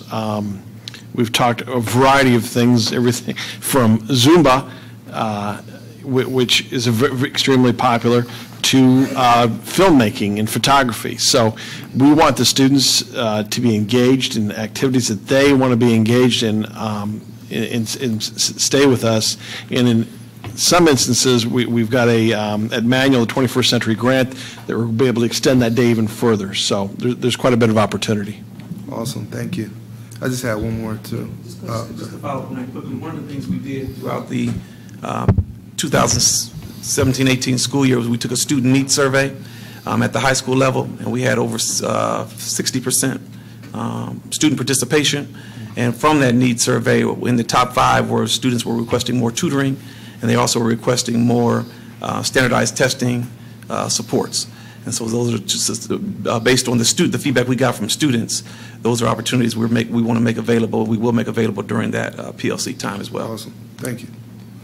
And the other question that I had, is there a timetable for the Fine Arts Committee to provide an update, some type of update for what you guys have come up with? We'd be happy to do that. We'll add that to the list. Okay. I'd like you to hear from Dr. Woods at some point on innovation, so we'll just add that to the list. Thank you. You're welcome. Great job, too, by the way. Very nice. It's a good team. We're passionate, and we're committed. Cool. Other questions? I saw Mr. Walter first. Okay. I've got a couple. Dr. T, is he still around? And I hate to do this because your thing was so comprehensive, but I almost wish we could have had questions at the end of each section and stuff with it. Maybe you can answer for that. When you showed our progress up there and you were showing, I think it was ESL from 2017 at 19.3% and then 2018 to 20 point. What was that based on? Percentage of what in the state? How does that? You take a look at the total number of kids that we tested that year. Okay. And for the child to consider to meet or exceed, they had to reach a score of 4 or 5. So we took a look at how many kids made that level and divided it by the total population that actually tested. Okay. And that's how we determined the percentages for the buildings in the district. Okay. Okay. This one, I guess I go to the question that you had, young lady, was in regards that you had teacher input on the reading program. On the reading curriculum guides? Right, the reading curriculum guide. Yes. So we had curriculum groups that worked the end of May and June and to develop the reading guides. So that's the curriculum guides. And then as far as the 4th and 5th grade Journeys Adoption, we did have teacher input on bringing together a different adoption as opposed to CKLA, which we still have in grades K through 3. So I guess my question with that, and I was excited to hear about this, are we actually going to have books in the We school. are. And In that fact, sounds to they're some people actually out in the there. warehouse as we speak. Okay, it sounds crazy out there, but for a number of years, we haven't. We've had printouts and we've had things, and I think that's not helped us with the reading program, so I'm This glad. will help with there will be very limited copying. I think there's a lot of copying with the others, so There this was. this should help. I'm glad to hear that. The other thing, is there somebody who can address the department chairs? Would that be you, Mr. Welsh? What do you see their role doing in the reinstituting that, which I think is a good idea, but I just want to know, could you explain a little bit more what they're going to be doing? They do a wide variety of activities, as I mentioned earlier, everything from help interview prospective teachers that are applying for various positions to give another set of eyes, to welcome new teachers on board to the department. One thing that has been void is really doing a solid curriculum review of our curriculum, how it aligns to the state standards. That's going to be a huge piece. They're going to be working with ingenuity. The sky's the limit. It truly is. And what I really appreciate, we've given them the time to do it in terms of within the instructional plan. Okay. It's not, okay, go find time to do this. We've set time aside for them to do their work. And I think there's also a great opportunity for networking among them.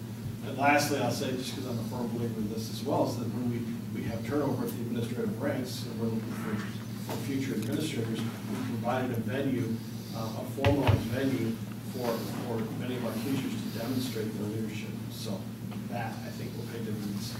I think you're going down a road, I think Dr. Crott and I had talked about a long time ago when Dr. Ike had put together the administrative salary proposal.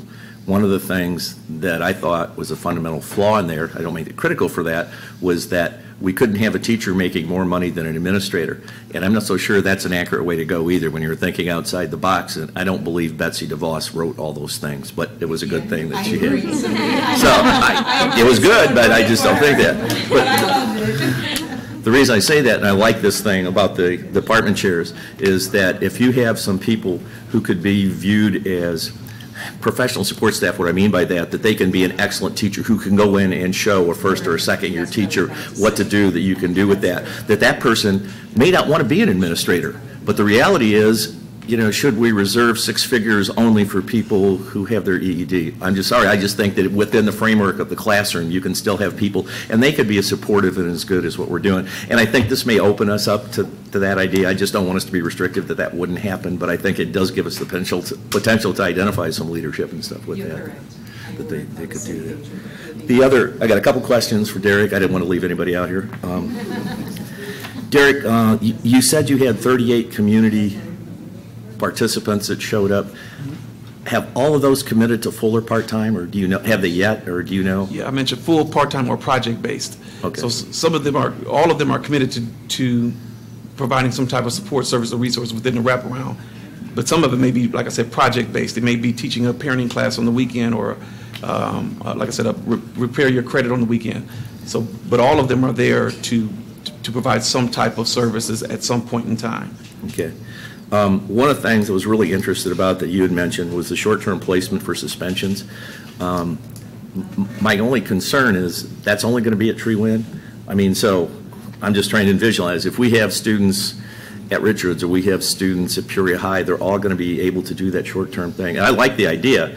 I mean, because one of the problems I have, I think we need to be a little bit stricter on discipline, but I don't believe we can't do the 1950s models, throw them on the street. We have to be able to provide for what's been happening. So people say we've not been doing. Right. I didn't want to go there, but you can tell by that stats, Yeah. being on the state's list, 20%, kids have been, right? That's right. big. And we need to, that's what I like about this, we need to have some alternative for that. And some of that has to be maybe building by building that we need to do that kind of thing. And I appreciate this being at Tree Wind, but there may be some other things we may need to take.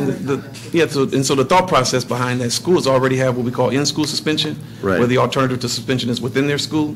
So this is, you know, opportunities to remove the student from that educational setting, but still provide them with some type of supports. Currently, the respite program that's in the Peoria community is offered through Family Corps, and in the past that respite program has been housed at Quest. And so Family Corps is now housing their respite program that is utilized for students that are suspended at Tree Wind Therapeutic next to the Wraparound Center. So that's how that came about for Peoria Public Schools to be able to utilize that service. No, I appreciate it. The reason I'm saying that is my concern has been that there have been students within the school that have been disruptive in their class, they've been sent to the office, and then they return to the same classroom, which has caused a problem for us to just continue with that, and I just hope we're going to be able to address that. So in addition, so for me, that's different than actual suspension. Exactly. In addition to work with students, we also are working with the respite classroom for what we call temporary placement, like 45-day placements for students to give them an alternative environment, to give them those skills, social emotional skills and academic skills, but that's separate than suspension. That's just a student that may be going through a tough period of time, maybe in transition until we find the appropriate placement for them. We will be providing students those 45-day placements, but which is different from suspension, though. With specialized individuals that will provide the strategies and skills, get them on par so that they can head back to their rooms. And I think the idea of a Knoxville South, I like that idea that we expand that ability. I think they've done a good job at Knoxville, and I think we just have the opportunity to do some other thing. I'd like to see that. Those are costly. No. Because you'll need a teacher, saying, or teachers to. No, I do understand that part. I've got two other questions I'm going to go. One was on the Tier 3. As you know, I had a concern about the Tier 3, and I still have. Those schools have done well, and it looks like we've really cut down a lot of support for them. But there was a piece in yours that addressed, I mean, I'm going back between the two of you, but you did address some Tier 3 needs.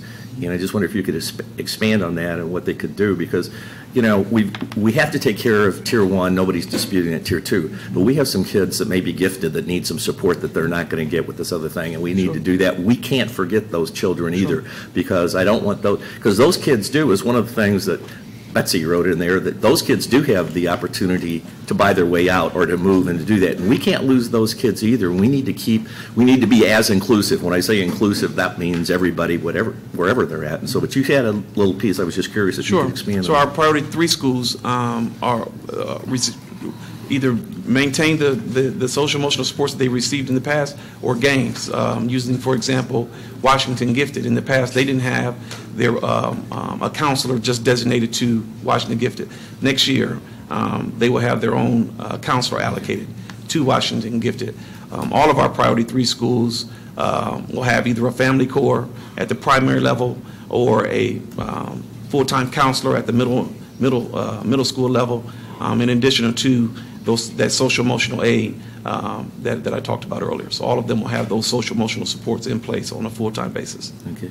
The last thing on the Fine Arts Committee, who's going to be heading that up? Are you still heading that up? Right. So Dr. Crott met with them throughout the year last year, and I picked up on that in March. And so we meet once a month, and we bring all things fine arts. So we've talked about all kinds of, it's really processes and protocols right now, repair, community involvement, curriculum.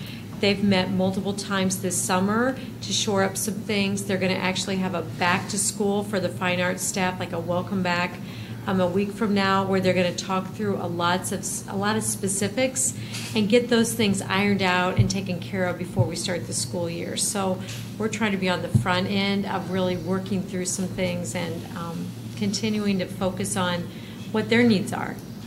I really appreciate you doing this. As Dr. Crott knows, we talked a couple of years about that. There's been some fine arts teachers haven't been happy with the direction things are going.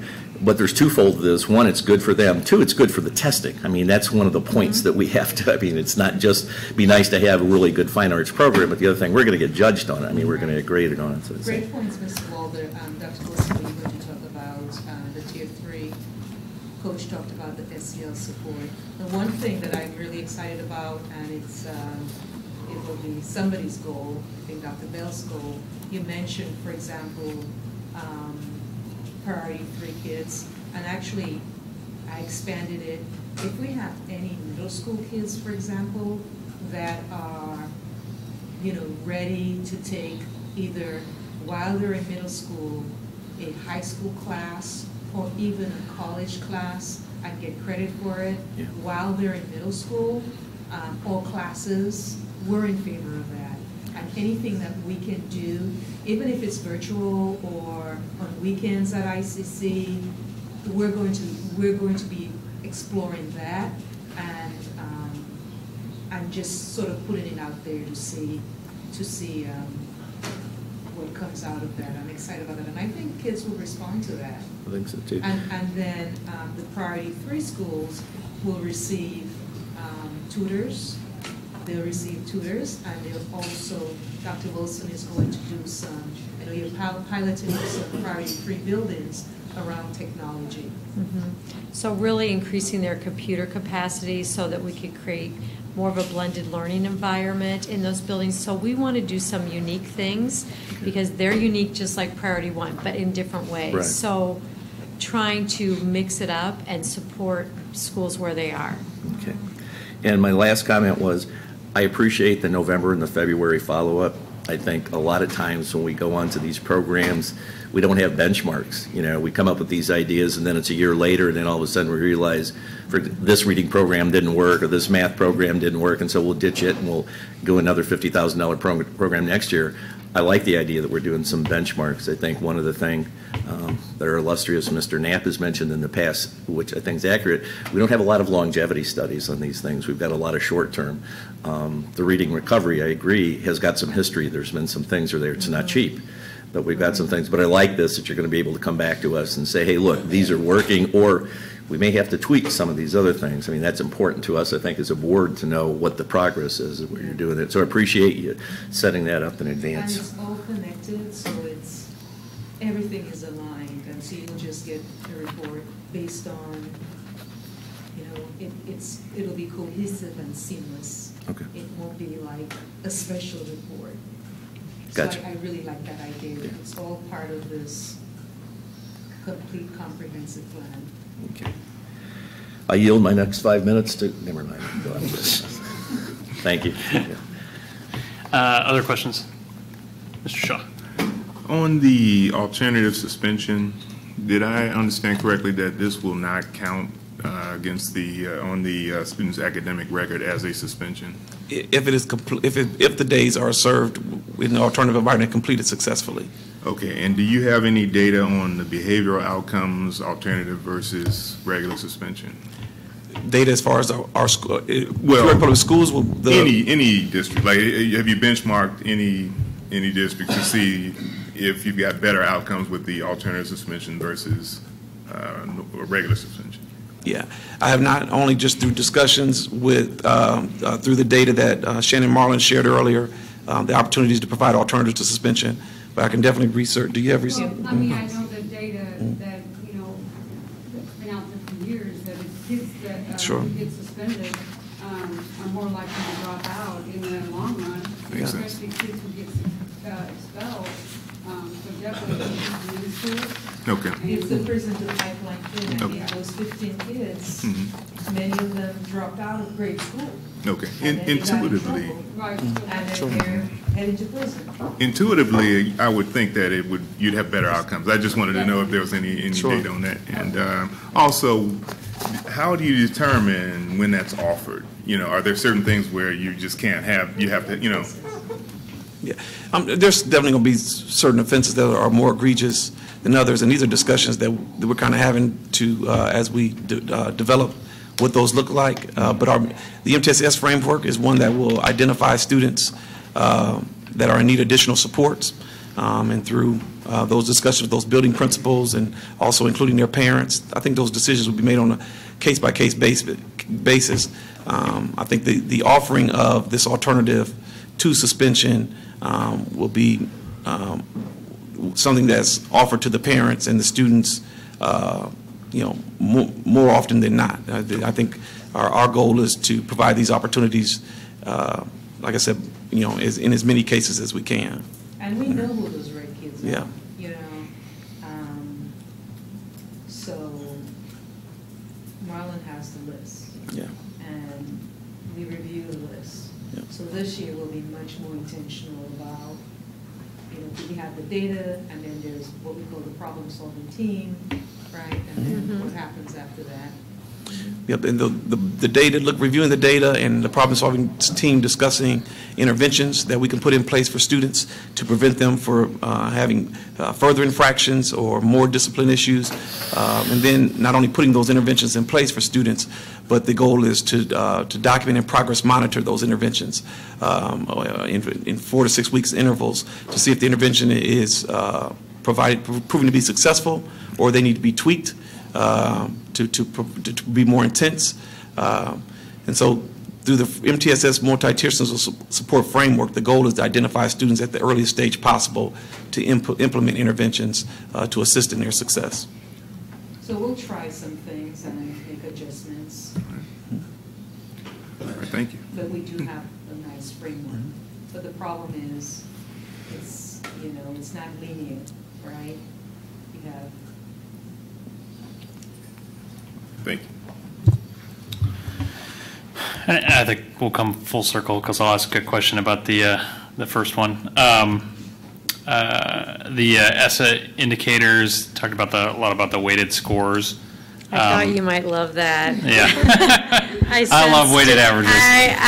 The linear regression, I just knew that would make you happy. So, yeah, how can I help you? Can you talk about the implications of I guess the score?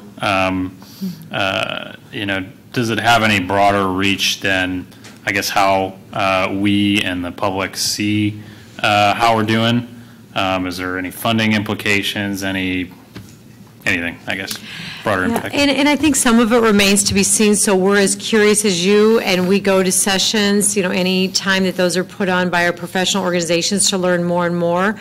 I hate to say it, but ISB is still building some things. As you saw, some of the boxes are still open that will be held accountable for this school year. However, I don't think that they are looking to bring back anything like we've had in the past where we had choice schools and we needed to bus students across the, you know, I think they're really spread out the indicators so that we can pull lots of variables for students as opposed to putting all of our eggs have always been in the PARCC or the SAT basket. And when I saw this, I was excited about, because this talks about all the pieces that create the PARCC score and the SAT and the growth scores. So, you know, as we know more, you know, we'll make those available to Dr. Crott so she can inform you, but I wish I had a more clear answer for you, but it's a little fuzzy right now. Yeah, and Dr. Wilson is correct. It is fuzzy. And she's right, they definitely do not want to repeat what happened with No Child Left Behind, with sanctions and sort of bad publicity.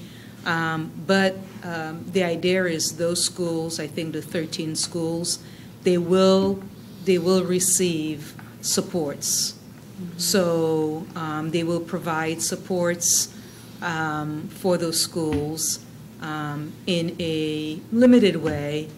But there will be supports that will be provided to the extent we're not really sure. But that's our thinking, that those schools will receive some additional supports, like AIR and Sandy Klesak and Susan Klesak. Right. So right now, CSI, Center for Illinois School Improvement, for the last 5 years has been the vendor for the State Board of Ed. And if you were, you know, you had students in a focus or priority status, that was the offering that you had. Well, now there is a vendor list, and so we will be able to work with these schools to determine what kinds of supports and resources they want to add to the framework that they currently have.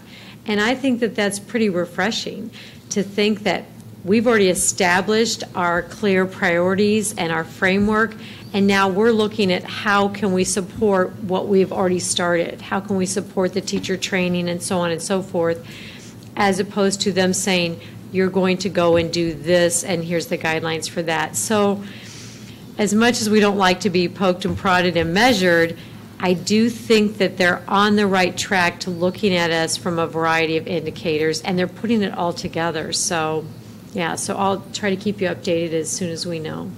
Okay, thank you. You're welcome. Mrs. Jackson. Pondering this question, I guess I might as well ask it.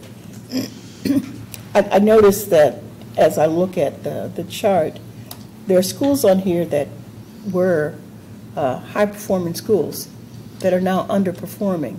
So hopefully all of this will take a real good look at why, first of all, the why they went from the high-performing to the underperforming. Correct. And we'll understand what exactly that school needs in order to return to where they had been. Yes. Yeah. You're correct. Whittier and Mark Bills, for example. Right. Those are the ones Yeah, they were two outliers because on our chart, remember Dr. Wilson showed you the red schools and the yellow schools and the green schools? Well, Whittier was, and actually Mark Bills, they were both. Whittier was priority 2, they were a yellow, and Mark Bills was a green. Yeah, and so, but what they did, like No Child Left Behind, a huge part of No Child Left Behind was to disaggregate and actually examine how whites were doing, how low-income kids are performing academically, how African-American kids are performing academically, how Hispanic students are performing academically. So that's what's called disaggregation. So they sort of pick everything apart, and they're like, oh, okay, this group is faring well, but this group isn't. And so that's why we have these two schools.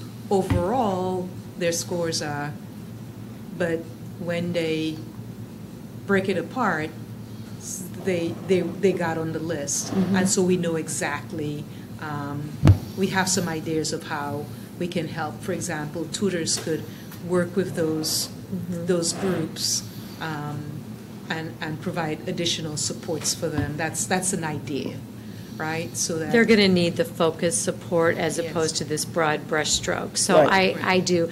And I think looking at the subgroup, which is now 20, so if you have 20 students in a subgroup, then you really are at risk for some kind of designation. And quite honestly, all of us have 20 in a subgroup, it seems like, so, yeah. Did that answer your question, Ms. Jackson? Yeah, it does. It just concerned me when I saw them likewise pop up. I just had one quick positive question. I kept waiting for the slide from Dr. T that was going to show Keller and these other schools who had had the big leaps in their testing, and I never got to see that slide. I sent it to you over the weekend. It's a huge Excel file with every school, actually. Okay. So it was his idea to, so last minute when we were talking about it, he mentioned it. I'm like, Dr. T, that's not a bad idea. Yeah. We'll put it in, but yeah. Okay. That's okay. I just was looking for that slide to come in there because Keller 3rd, 4th grade in math had done well, Washington had bumped up, and I think there were a couple other schools that done. So, I'm done. Okay. Thank you. Thank you. All right, the next item on our agenda is audience presentations. As a public body making decisions that impact over 13,000 students and tens of thousands of voters and taxpayers, feedback from the public is critical to our success. Rules for addressing our board have been posted near our public comment period, or public comment cards, as well as on our website, www.peoriapublicschools.org. We welcome both your praise and your constructive criticism. We simply request that you maintain a civil tone to your comments and respect our other speakers by limiting your time to the allotted 5 minutes. Outside of these meetings, board members can be contacted using our district emails. If you have a specific request, please indicate so in your comments, and we'll have a staff member follow up with you after the meeting. Our first speaker is Ms. Sharon Cruz.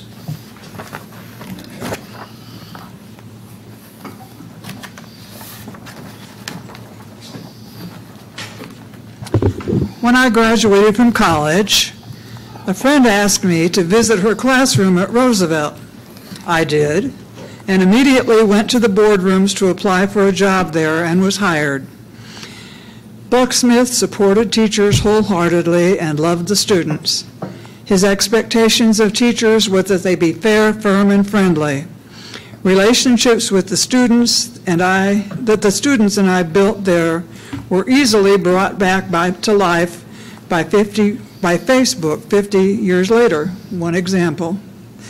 Many of my Roosevelt students became the parents of children I taught later at Manual. Students play a huge role in building relationships because they want teachers to like them. My best example would be Gail Neal Rosado, who came to me at the end of her 7th grade year to tell me that she would be my favorite she would be in my 8th grade class and that she would be my favorite student. That relationship has lasted a lifetime. Teachers do not need programs to help them build relationships with students. First, they need what I received at Roosevelt, a principal who cares about teachers and supports them. Secondly, they need to have their ideas and complaints made known to and considered by the superintendent, Wisconsin Avenue administrators, and the board. Thirdly, they need support that allows teachers to interact with students because discipline problems are quickly removed from the classroom and dealt with in ways that produce positive results. Because District 150 gave me all those advantages during my 7 years at Roosevelt and for about 25 at Manual, I was able to teach and to build strong relationships with my students. If you have access to my records, you would find that in my first 30 years I wrote almost no referrals. Some teachers opt to have a quiet classroom. I chose to teach by having discussions that required students to interact with me and with each other. Using this method, I could ask questions that let me know immediately if students had comprehended the information that I had presented. A teacher and student together in a room for 5 days a week for a semester or a year will build teacher-student relationships, and students definitely will build relationships with each other. A good teacher will encourage and guide those relationships. However, that interaction became harder and harder starting in the late 1990s and came to a screeching halt in my last 2 years. From the 1990s on, I had to spend increasingly more and more of every hour handling discipline problems. This was not the fault of students, teachers, or parents. It was due to changes in administrative policies and administrators that allowed students to disrupt classes with almost no consequences. Policy demanded that no student could leave the classroom without a referral. That took time from teaching. Fights in hallways and the cafeteria became spectator sports with 50 to 60 students rushing to watch fights, during which I even observed the student on the ground being kicked in the head. In addition to severe discipline problems, changes in policy encouraged inflated grades, and summer school ended. By the 2000s, Jeff Dutro and I took an account of Manual's problems to the Peoria Journal, and Elaine Hopkins was assigned to making Manual's plight public. I didn't expect the front page banner headline that stated, "Manual Teachers." Not knowing how my students would react, I read and discussed the story with all my classes. All were supportive, and one class stood up and cheered. After I retired, the Johns Hopkins era destroyed teacher-student relationships when 2/3 of the faculty was traded for new teachers and teachers transferred from other buildings, most, if all, not all, with no high school experience. The strong relationships teachers had built with each other ended, and few veteran teachers were left to mentor the new teachers. Manual never recovered because teachers don't stay long enough to build relationships. Change is needed in the whole district, and I believe you are all capable of bringing about that needed change if you will allow teachers to be a strong part of the process. Also, all changes must be evaluated regularly to determine if they are bringing about positive results. Until you solve the discipline problems, you're spinning your wheels. Thank you. Thank you. Mr. Terrinet.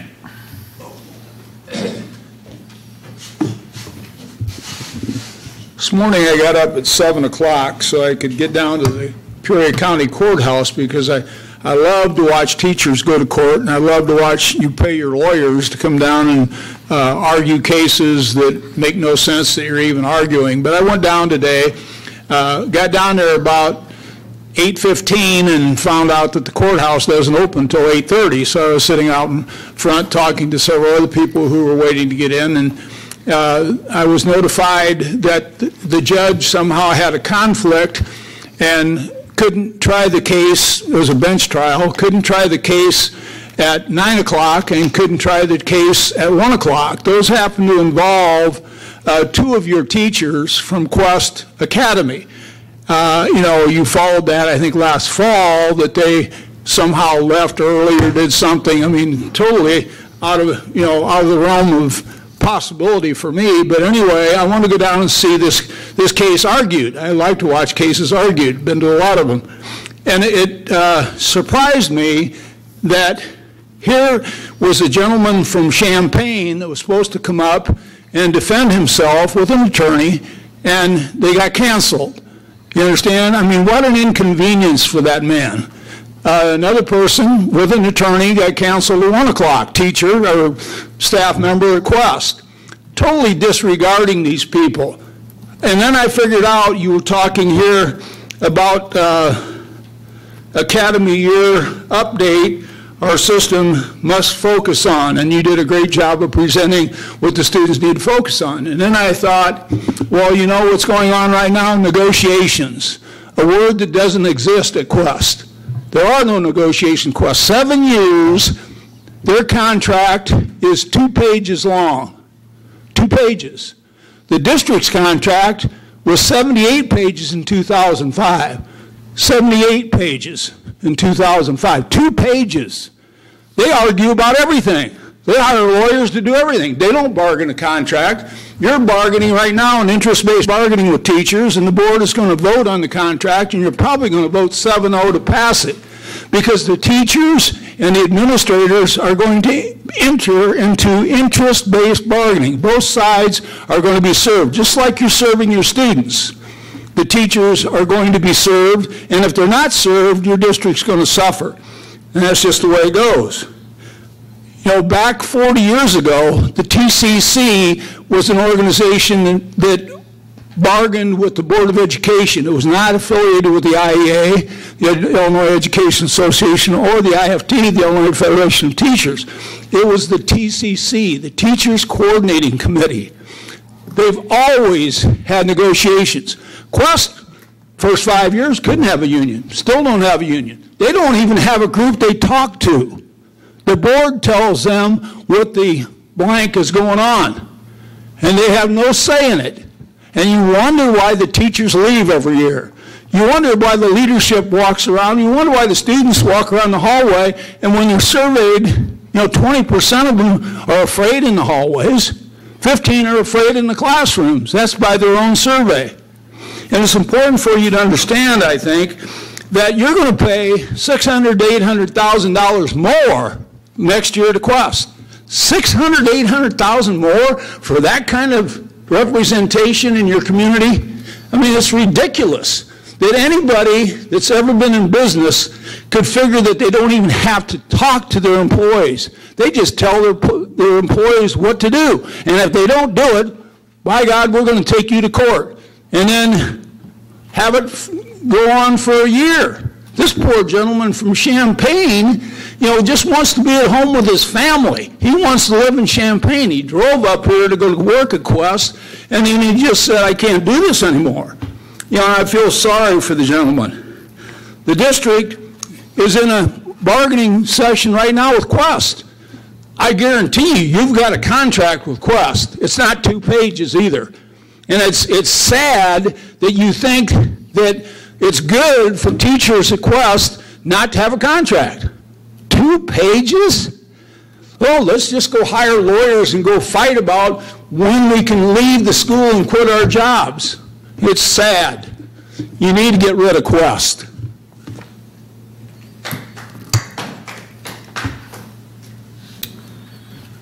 Any response to audience presentations?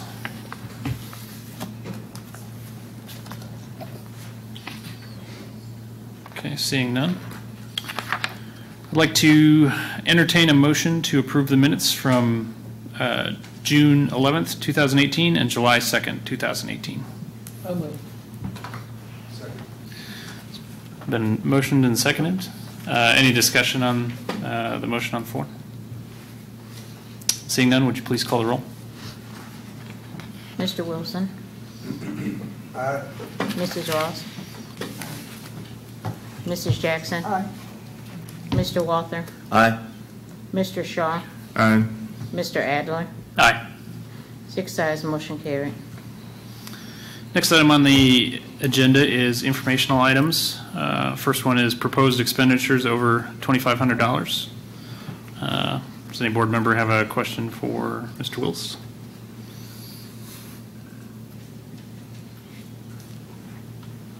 Seeing none, we'll move on to the report of requests under the Freedom of Information Act and the status of such requests.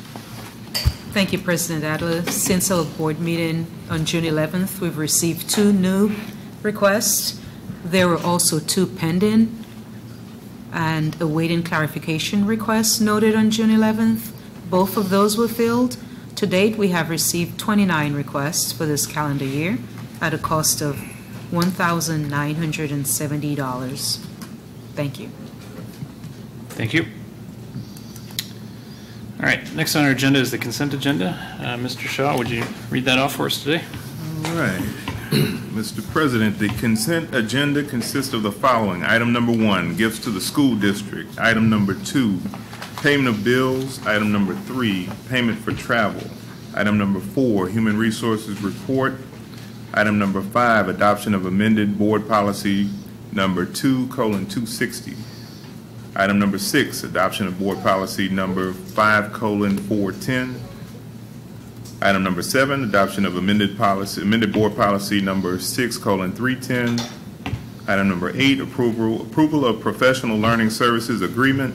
Item number 9, approval of Panorama social and emotional learning screening tool platform, project management and training supports. And item number 10, extension of food service contract. And that is the entirety of the consent agenda.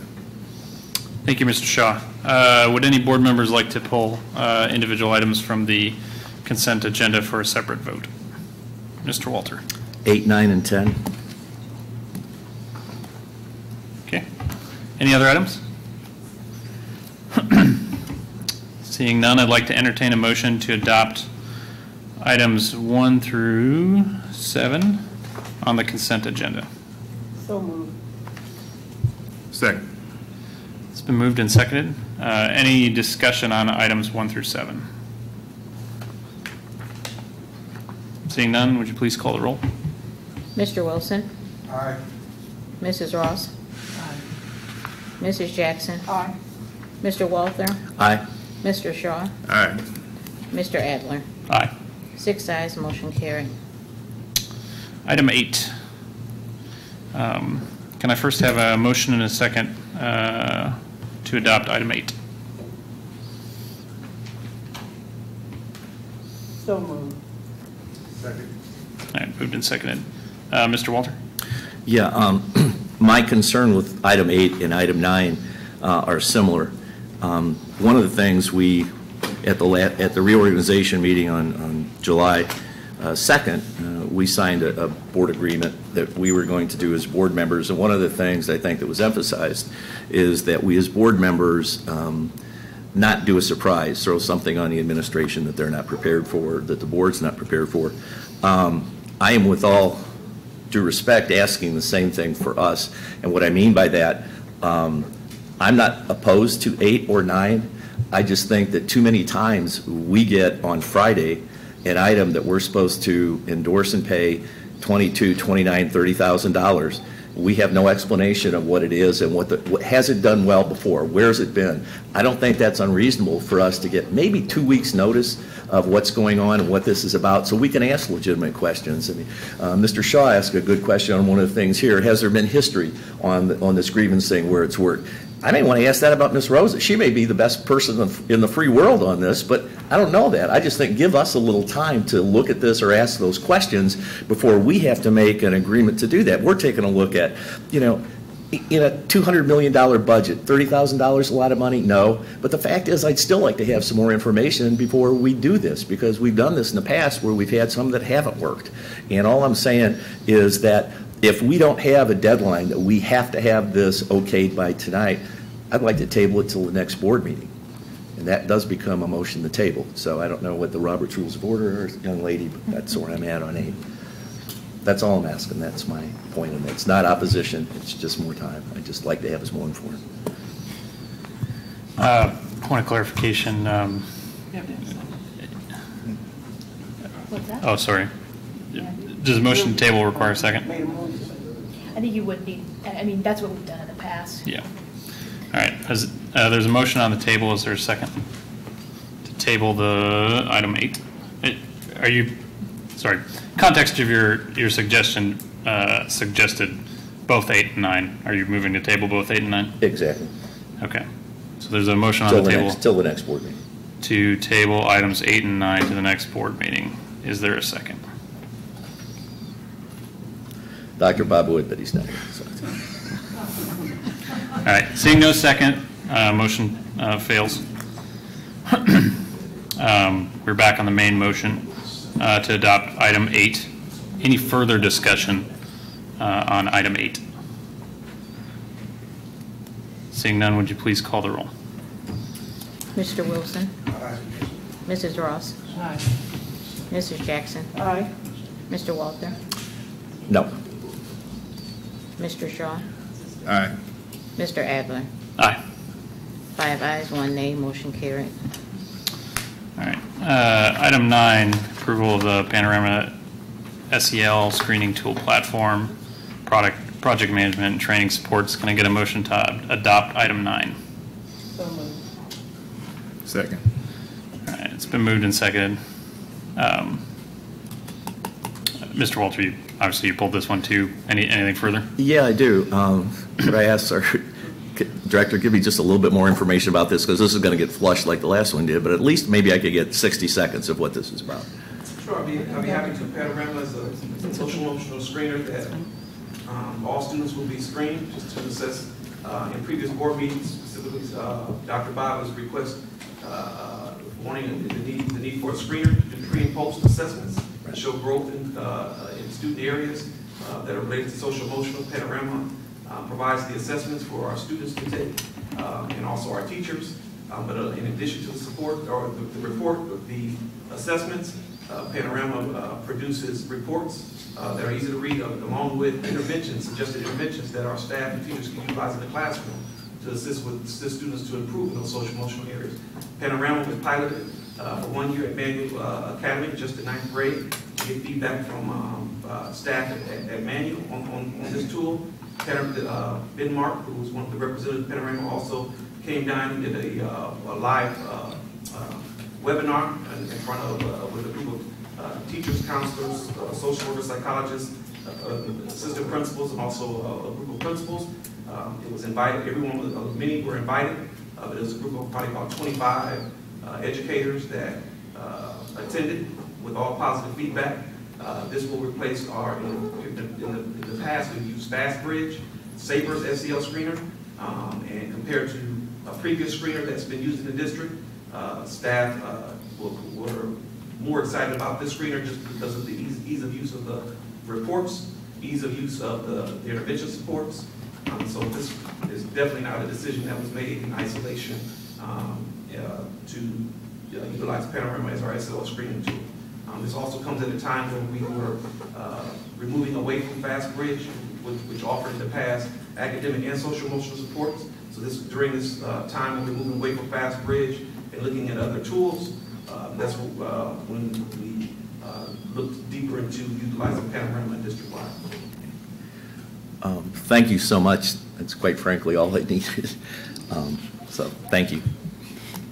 I just, point of clarity, we do have a 1 to 2 page background on typically every action item, but these two in particular, pretty similar to our standard practice.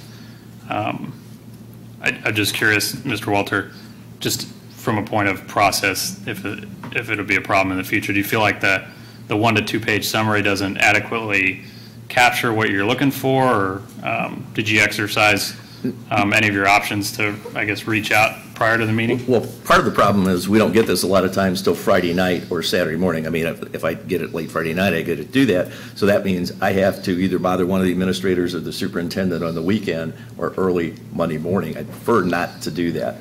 But if that's going to be our only choice, oh, I have. I know. I know I have. I've done it before. I just think, as a practice, I think if there was more, actually, what Mr. Booth gave was all I really needed. I just needed some background. Had it been checked out? Had it been done? That's the thing I didn't know. What's the comparison to other people? And I appreciate the fact that they got input from faculty and stuff with it. That all those things mean a lot to me. I don't think all of that was included in the one-page summary that you gave me. I don't believe that was included in there.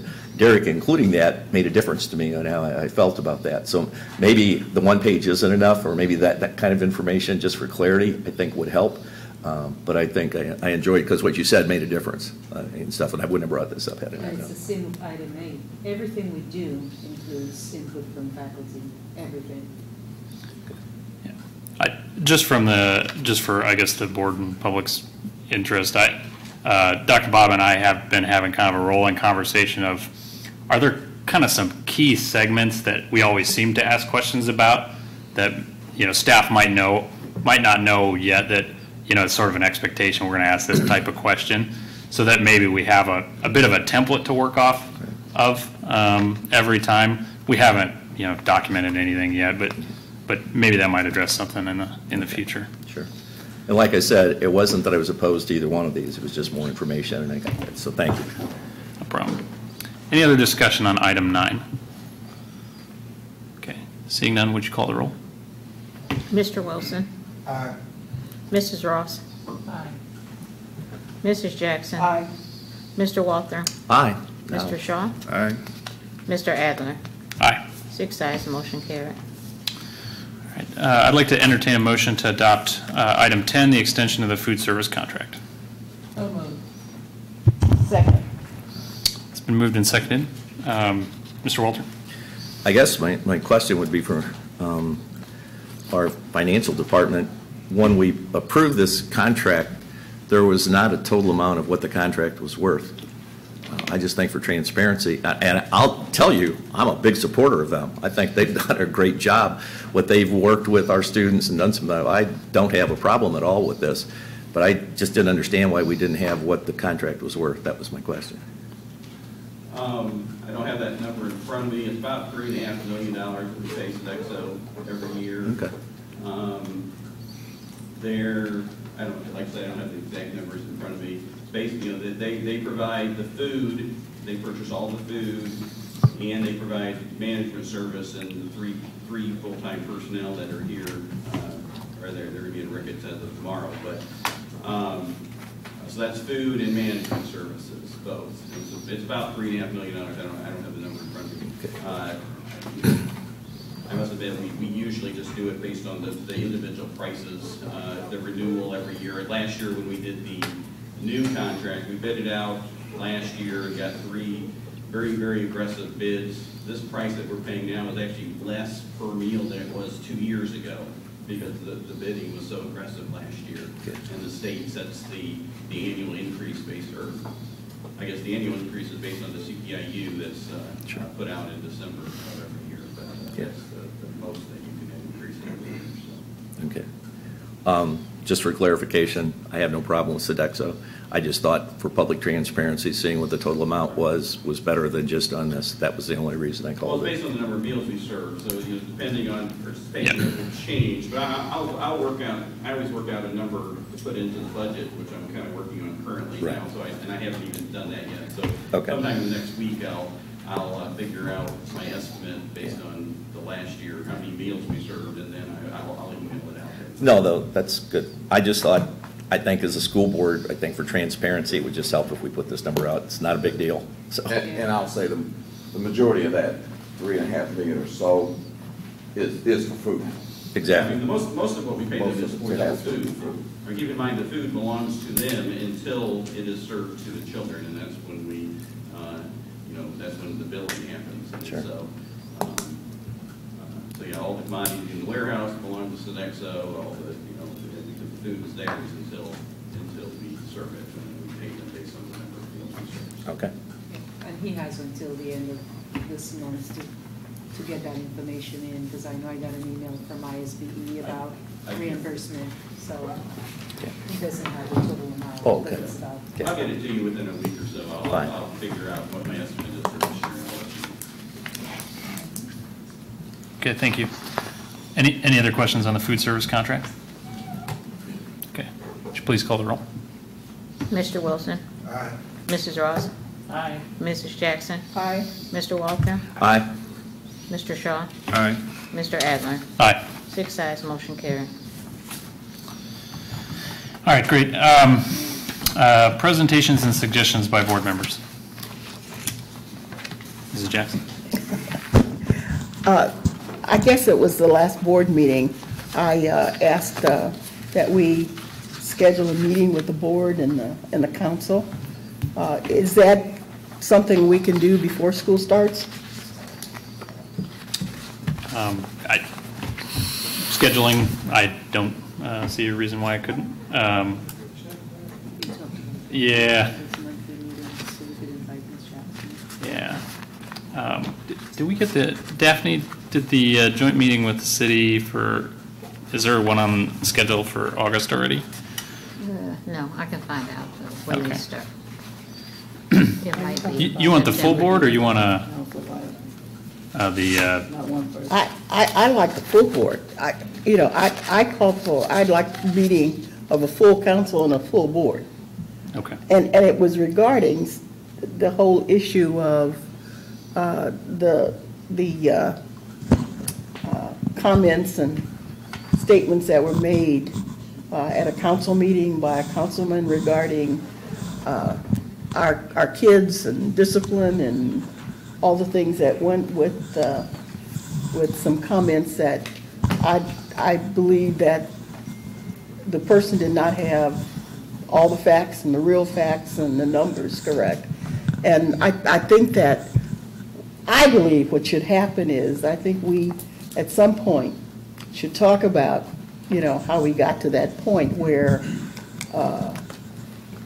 those kind of comments are made, and I think I need to know why, and I need to know the reason, and why didn't, if the council had a concern that they didn't meet with us to come up with the real numbers and the real reasons of what things are happening. Well, they met with us, remember? They didn't really care. They just had their agenda. We've had several meetings with that gentleman that you're talking about, including other council members as well.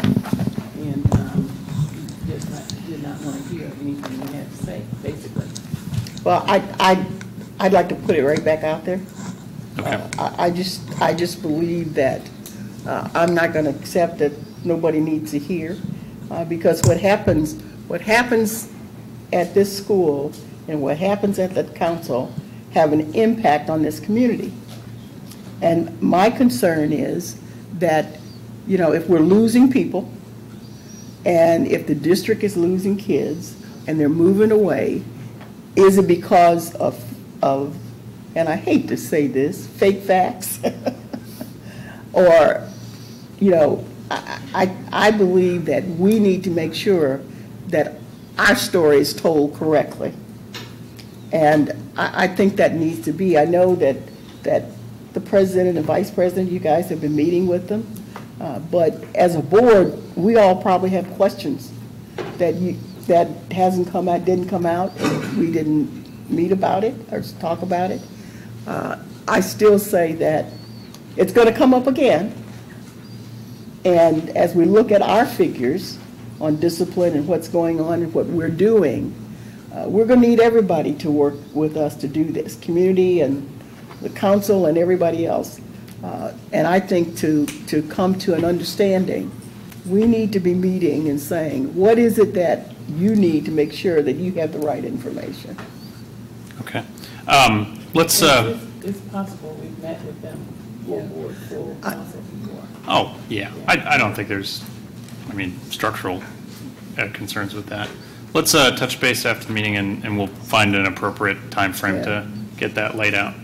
I think it's had a negative effect on not only our district but our city.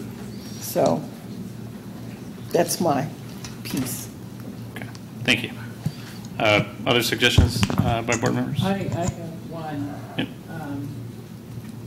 Nice to learn that one of our values is to collaborate and find solutions and produce results,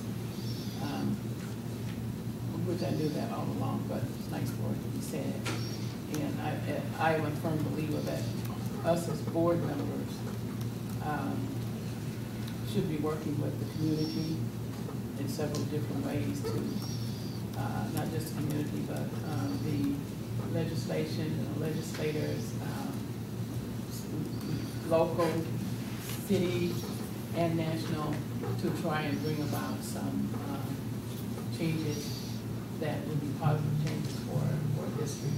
So that all said, on August 2nd, there is a collaborative effort from members of the school district, the community, and clergy to pull together a town hall meeting at the Southside Mission, which is entitled School and Community Safety Coalition.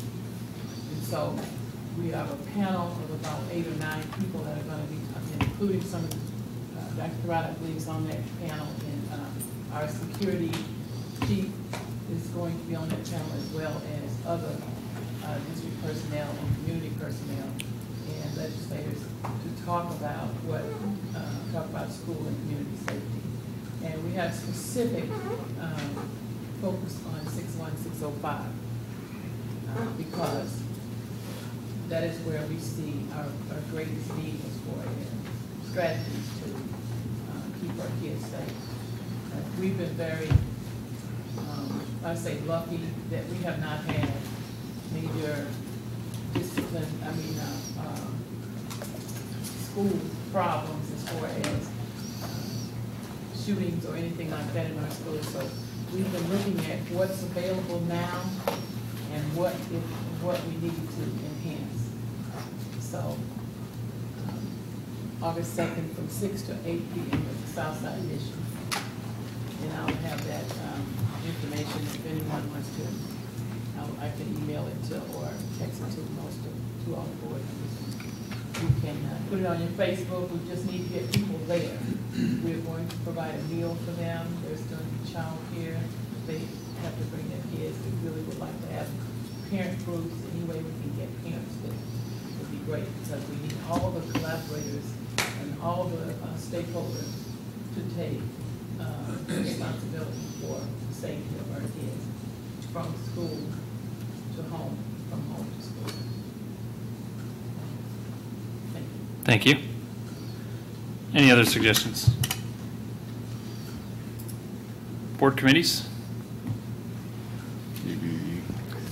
Policy Committee will meet on Wednesday, August 22nd at 3:30 p.m.